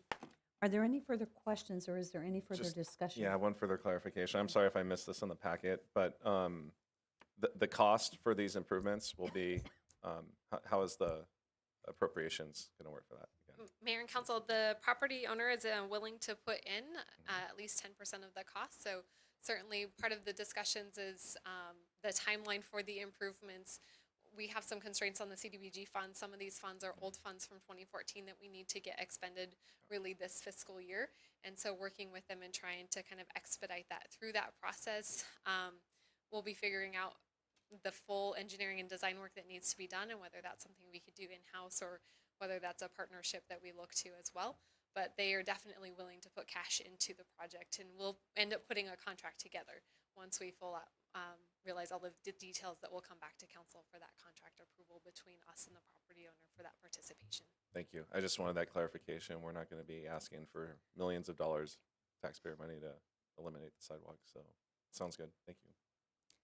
Are there any further questions or discussion? Seeing none, roll call. Hogaboom, Yes. Levi, Yes. Haverfield, Yes. Gog, Yes. Rodriguez. Yes. Brunner. Yes. Before we go to 510, I just want to say to the downtown group, we have an amazing downtown group. Julie, thank you for your leadership. Mark, thank you for stepping in as vice chair on both. We have, Heather, thank you to all of you. Michael, thank you. We have an amazing group of people that have stepped up recently to really own downtown and to make a difference. And I just want you guys to know how much I appreciate it. Because you're the ones that are going to make a difference, and you are. So thank you, because it is. And Marie, thank you for stepping up and agreeing to chair even though you were absent. Thank you. That's when you don't go to a meeting and and it wasn't intentional, but yes, chairing. So we have an amazing team, and I'm sure I forgot someone, but thank you all for your commitment and for your work. Thank you. So item 510 on the agenda is an action item, which is authorization for the mayor to sign the FY 2020 Certified Local Government Grant application to be submitted to the Idaho State Historical Preservation Office. So moved. Second. Question. So this is 510. So is the Pocatello Conference, is that also included in the grant? Mayor and Council, yes. There's Okay. 2 conferences. I that- just, way it was stated, I wasn't sure whether that was beyond the grant money. So they're both included in it. Okay. Yes. Thank you. Any further discussion or questions? Roll call. Brunner, Yes. Vogelbaum, Yes. Levi, Yes. Haverfield, Yes. Rodriguez, Yes. Skog. Yes. Okay, 511 is an action item, and this is to approve the contract terms and authorize the mayor to sign a professional services contract agreement in the amount of $63,680 with Shane Vigil, owner of Electric Controls and Instrumentation, for electric inspection services for the Amazon Fulfillment Center construction project. And building safety, Patrick, hi. Hi, Mayor and Council. This is one of 2 service agreements that we would like to execute in order to have the bandwidth and the personnel necessary to inspect the Amazon project. We do not have the manpower to have adequate coverage without augmenting it with these contract laborers. These electrical inspectors with this company, ECI, are they're certified to meet state of Idaho's requirements for electrical inspectors, and we are basically giving them 60% of the electrical permits that come in on the project, so they can perform inspections on a daily basis, including Monday through Saturday, starting out with about 4 to 6 hours of inspections per day. So Mayor, go ahead. Mayor Kling. So the extent of this time frame is approximately 12 months. I mean, what are we talking about? Mid-September is when they want to open the fulfillment center. Okay, So we'll take it to C of O. Okay. So basically it's a 9-month contract. And this is a lump sum for that amount? This is a lump sum based on the inspections for the first permit. There'll be 2 subsequent permits. We'll come back with amendments once we know those amounts. Oh, That would add on to it, but not as much. I imagine up to, it won't quite double it. so the cost associated with their service is pretty much being taken out of the permit that Amazon's paying the city? That is correct. All right, thank you. Mayor Kling. Patrick, along the same lines of this contract agreements, if they go over the allotted time, who's going to make up that difference? Is it the city, or is it or is this, are these people going to eat it? Mayor and Councilman Rodriguez, we've talked to the consultant about this. They feel like they are pretty solid.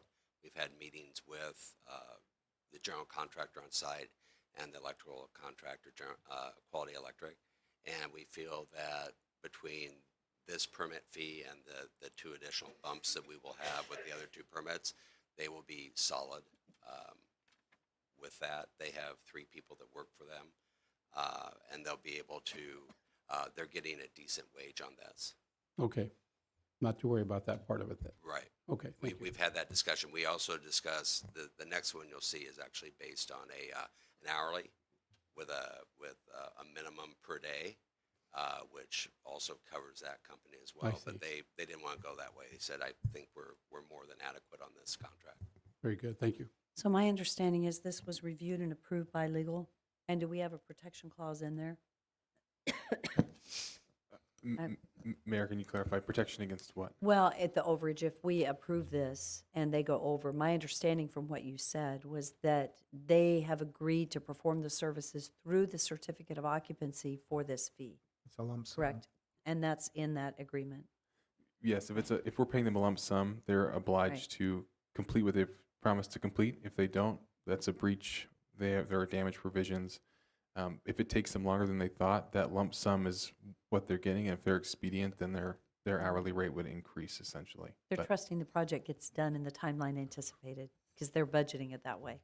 Correct. And Mayor and Council, generally, both parties have the ability to amend the contract as we go. We have enough permit fee to cover these services and then also cover our internal inspectors who will be going out there as well. And so if things change and the frequency of inspections go up and things get sideways, then I think that it'd be incumbent on both parties to renegotiate as necessary. And so those have been some of the other discussions we've had. Thank you. Mayor? Yes. Thank you. Patrick, I just want to make sure I understand, and I hope I can ask a question regarding the next item because I believe it's pertinent to this figure. So in their permitting fees, was that the 200 and some odd $1,000 that I was reading in the paper? Because I guess where I'm going with this is between this item and the next item, that's about roughly $164,000, and that comes out of the 200 and some $1,000? Mayor and Councilman Levi, we have, I put at the end here of the packet item, the actual budget that we have of what we're bringing in for fees. So we have, just for the electrical fees, we're thinking we're going to be bringing in $200,000 in electrical fees. At the end of the day, we believe that they could go up, they could go down, but the other two fees, when we add on, they're going to basically be making about 60% of the $200,000. So I believe they're going to be made whole on this contract. They'll be able to. They're basically making what we would be paying if we had to hire inspectors and pay benefits. Mayor, may I follow up, please? So, and you stated that this was phase 1 and you would be coming back with a phase 2 and phase 3, so the amount could increase, obviously. That is correct, yes. Okay, thank you. Are there any further questions? Mayor, Yes. it's worthwhile to note that this action items 511 and 512 are taking place after the completion of our budget this year. So we'll be coming back mid-year with a budget amendment to fold these revenues and costs into our formal budget. Thank you. Okay, is there any further discussion? So what's the will of the council on this one? I'll make the motion to approve, Mayor. Is there a second? Second. Okay, is there any further discussion? So this is just on 511, we're doing 512 separately, is that my understanding, Mayor? Yes. Okay. Yes. Okay, it's been moved and seconded. There's no discussion. Roll call. Brunner, Yes. Levi, Yes. Skog, Yes. Haverfield, Yes. Rodriguez. Yes. Okay, so 512, this is the next action item, which is to approve the contract terms and authorize the mayor to sign a professional services contract agreement in the amount not to exceed $100,000 with Safe Built for building inspection services for the Amazon Fulfillment Center construction project. So move as stated. Second? Okay, are there any questions or further discussion? Seeing none, roll call. Rodriguez, Yes. Hoagland, I'm sorry, I don't know what. It's on 512. This is to Yes, authorize. yes, it was the same one, yes. Levi, Yes. Haverfield, Yes. Skog, Yes. Brunner. Yes. Madam Mayor? Yes. I know we could click through this fairly fast, but I never know for sure we will. May we take a short break? I thank you for asking. I was Yes. just going to ask the question if we wanted to. So yes, we'll take a short break. Okay, quick break. Sorry. Thank you. No, that's fine. But Rick has to stay here. Yes, Yeah. I gotta say. Yay. Thank you. We should be able to go through this fast. I think Yeah. so. All right. Yeah, I'm good.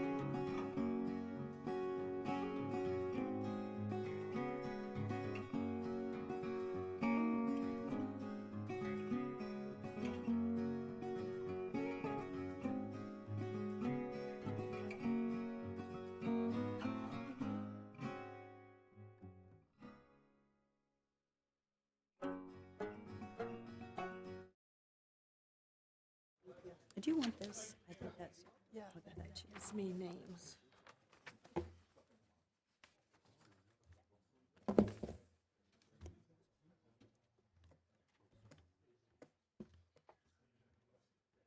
I think we lost two.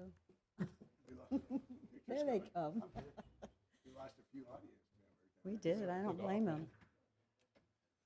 Okay, so we're ready for new business item 513. This is an action item to approve the resolution and authorize the mayor to sign the contract with the Office Environment Company for office furniture purchase and installation at the Nampa Development Services Center building, not to exceed the amount of $158,923.07, and to approve the additional contingency amount of $16,076.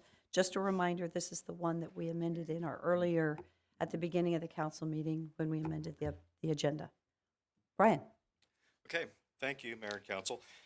So this portion of the project is for the TI. This is the furniture and fixtures portion of it. So we were able to reutilize about 60% of the furniture in there, which was kind of one of our major goals in going through, and that was brought to council before. We retained that. That's in storage. We were able to identify the things that just weren't going to be able to reuse. Those went out to auction. We're waiting, hoping to get some money back on those, so we'll see what happens. So we had a $175,000 budget line item set for whatever the furniture was going to wind up being for the purchase and the installation.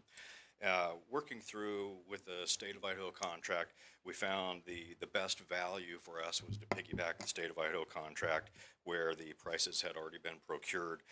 We went through quite a process of basically line item by line item working with the company and really trying to maximize everything that we could. We actually were able to get this down a little bit more from what you might see on your original agenda at the $158,923.07 for the OEC contract. That being below our $175,000 budget, what we're asking for is for the remaining $16,076 to be available for us for contingencies. There's always those things as we're moving into the buildings. We think we've got everything nailed down, but there might be another file, lateral cabinet, or something like that, and it'd be nice to have that little additional money. Of course, if we don't use it, then that goes into other things. And so, again, this is a piggyback purchase utilizing the NASPO State of Idaho contract. Douglas Waterman has had an opportunity to review through all of our documents. Everything looks pretty good.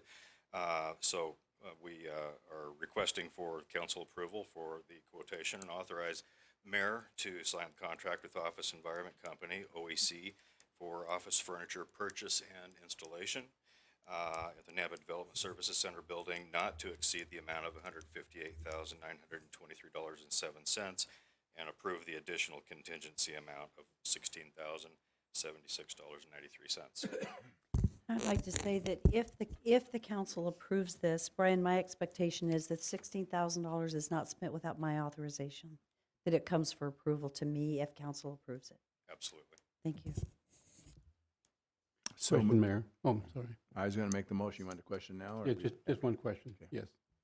Where is this funds coming from? These are strictly out of the enterprise funds from development services. There's no general fund fees in this. Okay, thank you. Okay, now, Darrell, you're good. I was just going to make the motion to accept as stated under the, what the mayor stated, that she would be aware of if there's any contingency funds. Second. Any further questions, discussion? And clarification, this is, the amount in our packet's correct. The amount that was on the agenda was what you amended. That's correct. Right. Correct. Mhm. Okay, roll call. Rodriguez? Yes. Hogaboom? Yes. Levi? Yes. Skog? Yes. Haverfield? Yes. Brunner? Yes. Thank you. Madam Mayor, while Brian's here, I probably should know all this, but so much going on that first floor. So do we have any idea what the cost of all that's going to be when it's all finished, as far as the realigning the walls and? Councilman Brunner, we're still getting started on it. We're about a month into construction. We've had a couple of surprises, minor surprises, thankfully. But so far, we're tracking pretty close to budget still from our original bid. And remind me what that was, That or was approximately. approximately $1.13 million was the low bid. As we continue through this process, as more surprises may come up, we'll keep you apprised of what those look like. So we have a contingency on that also? That's correct, we do. And do you recall what that approximate amount is? I don't have. I know this is not on the agenda, so I'm catching you off Yeah, guard. I but we believe can- we're in the vicinity of about $250,000 contingency. Okay. And the same holds true on that. We don't dip into contingency without my knowledge and without the approval to move forward. That amount does include the roof, correct? Yes. Right, so part of that cost is That's the the roof? replacement of the roof also. Because you're yes. going top and bottom, I heard from. Mhm. Yeah. Yes, this is the complete project. This is all the new HVAC and the roofing that was approved as a separate budget line item in the budget amendment last year. That's been added into this along with development services construction budget. So everything's tracking really well on budget. Okay, so Mayor, final question, timeline, how are we tracking? What are we, hopefully realistic projection? Right now, we are looking at hopefully the end of March is kind of where things are going. Thanks, Brian. Thank you. Okay, we're going to do item number 514 and 515 together. 514 is an action item, which is the first reading of ordinance for irrigation annexation. This is requested to pass under suspension of rules. And item 15 is to authorize the summary of publication. And this can be passed with the reading of the ordinance passed under suspension of rules. An ordinance of the City of Nampa, Canyon County, Idaho, annexing a portion of the irrigation district into the municipal irrigation district of the City of Nampa, County of Canyon, Idaho, and changing the boundaries thereof and directing the city engineer to alter the use and area map accordingly. Mayor Kling, I'll make the motion to pass the preceding ordinance as read under suspension of rules and also to authorize a summary of publication. Second. Any discussion? Roll call. Rodriguez? Yes. Hoagland? Yes. Levi? Yes. Skog? Yes. Brunner? Yes. Haverfield? Yes.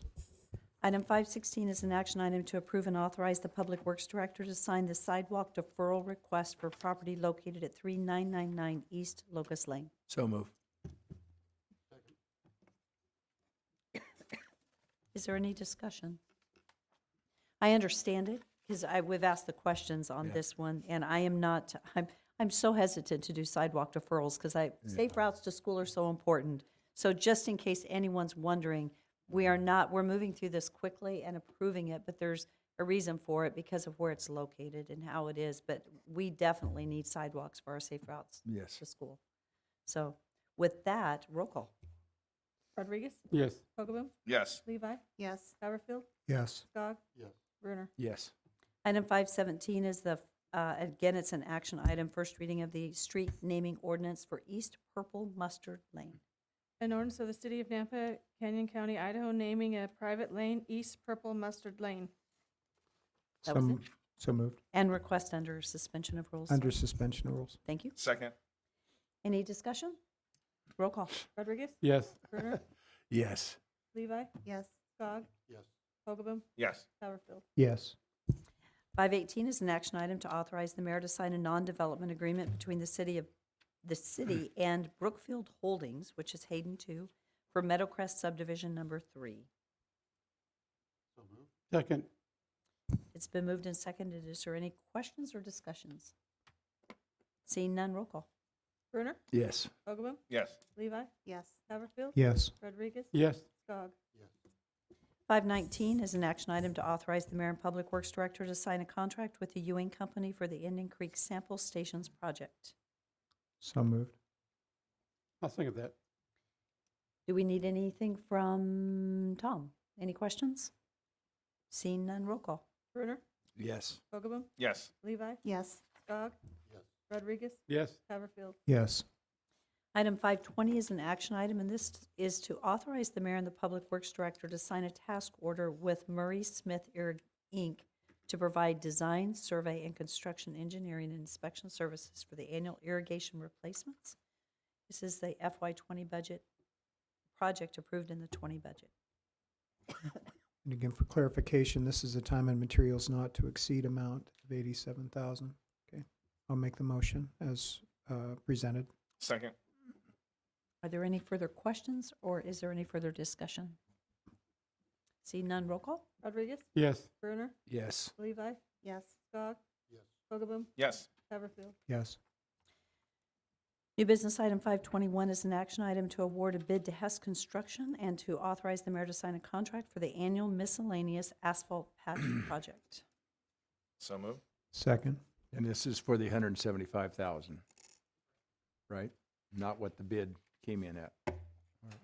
And this, I realize that this doesn't say it was approved in the budget, but this is approved in the FY20 budget? There is a portion, the main portion of it comes from the waterworks budget, 150,000, and there's 25,000 in the streets budget for this. And Mayor, so Hess is totally aware of this limit, okay? This patch contract is for on-call services. It's not a guaranteed amount. It's as services. So when the money's spent, it's spent, and If the money's spent before the end of the year, it's likely we'll have more patches, water lines blow up, other things happen. We'll identify additional funding and bring that back don't to say council. that. Okay. No more water. All right. Think of all the money we're saving because there's no snow coming down. Yes. Hope so. Okay, did we have a motion? I don't believe we have. Yeah, Hogaboom and Oh, Haverfield. Yeah. we did have a We did. motion. Yeah. Okay, so that was discussion. Thank you. Yes. 175. Yep. Okay, so if there's no further discussion, roll call. Rodriguez? Yes. Brunner? Yes. Levi? Yes. Skog? Yes. Haverfield? Yes. Hogaboom? Yes. So we've already done item 522 on the agenda. At this time, we're going back to item 53 on the agenda, which is to authorize the finance director to sign a contract with Eid Bailey for audit services. This is approved in the FY20 budget, and legal approval was not required on this contract. So move. Second. Discussion? Roll call. Rodriguez? Yes. Hogaboom? Yes. Levi? Yes. Skog? Yes. Haverfield? Yes. Brunner? Yes. And our last new business item is to authorize the mayor and staff to proceed with an RFQ for legal services. And as mentioned to both Mark Hilty and to Doug, doing a great job. This is more of a standard process of every 5 years relooking at our legal RFQ. And so this is a request for qualifications, and then we'll move forward with talking price and negotiating, but starting with an RFQ on this project. Mayor Kling, this is just for consulting services then? It has nothing to do with, there was other discussion about in-house services. This is just outsourced. It's Well, I- outsourced, but based on the RFQ, we could certainly come back and discuss whatever on it. But this is an RFQ. It's just looking at qualifications to Okay. begin. So who will be developing the RFQ? You know, we've begun just looking at some documents. Ed, I worked with actually Ed in our finance office. He's worked on a number. I'm going to ask a gentleman that's not here to assist, which is Glenn Rimby, who used to work with at the state of California in insurance. He's lived here for some time. That's always at our meetings, sitting over there. So we'll have a couple of different people, and we'll put together a team. So that isn't fully done yet, but we will begin the process. Who's on the team? We have not identified that. I think the team for review needs to consist of 2 council members Okay. and a couple of citizens, just like we're doing the council process, and we've not identified who that is yet. I think you had actually offered, Yes. and which would be appropriate. I've had another offer, and so we haven't gotten back to that. But yes, we'll have 2 council people, which is the maximum that we can have, Right. plus some citizens. Plus there'd be the same document that was possibly used 5 years ago when the switchover took place. Somewhat, I've been encouraged to possibly improve upon that document a little bit. That's what I've been told. I pulled a number of different ones from various states across, and I've talked to AIC, and they suggested that we look at a city that had recently done one just in the last year, and just to look at the modeling off of those. Okay.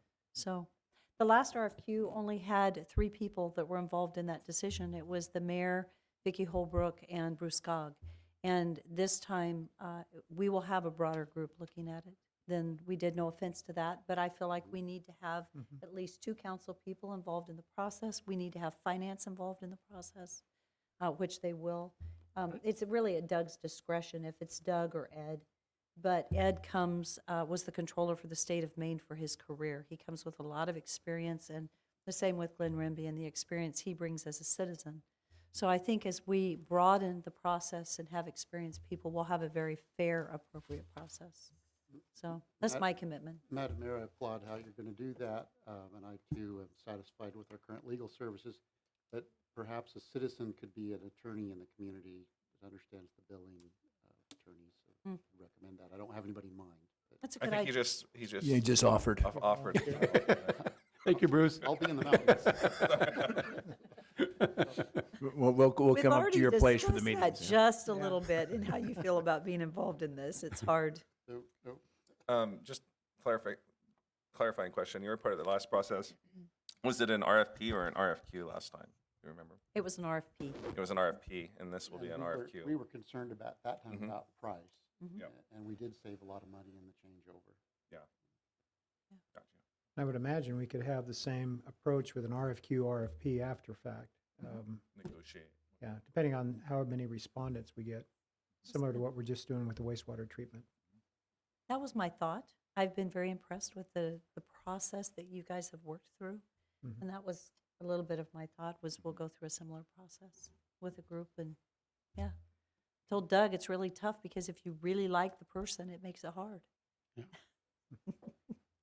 It will be a fair process. I will say that to anyone that's watching, that's actually going to participate in it. It will be just as our RFQ with wastewater was a very appropriate, fair process, and that's good. So, Well, Mayor, I'll make the motion to approve item 523 to authorize the mayor and staff to proceed with an RFQ for legal services. I'll second. any further discussion? Roll call. Brunner, Yes. Levi, Yes. Haverfield, Yes. Skog, Yes. Rodriguez, Yes. Hogaboom. Yes. Wow, that concludes our new business items. We've concluded our public hearings, and we move on to one unfinished business item, which is 7.1 on the agenda. This is an action item.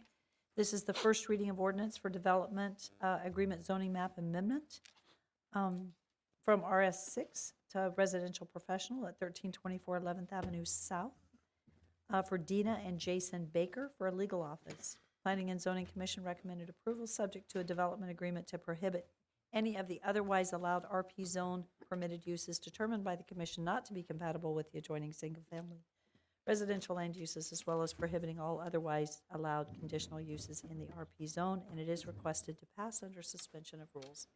In order to the city of Nampa, Idaho, to provide an RP zone designated for certain lands commonly known as 1324 11th Avenue South, Nampa, Canyon County, Idaho, comprising approximately 0.24 acres, more or less, determining that said zoning is in the best interest of the citizens and consistent with the comprehensive plan of the city of Nampa, Idaho, rezoning said property from RS6, providing for recording, instructing the city engineer to designate said property as RP on the official maps, zoning maps of, and other area maps of the city, providing for severability, providing for an effective date, and repealing all ordinances, rules, and regulations and parts thereof in conflict herewith. Want to make the last motion?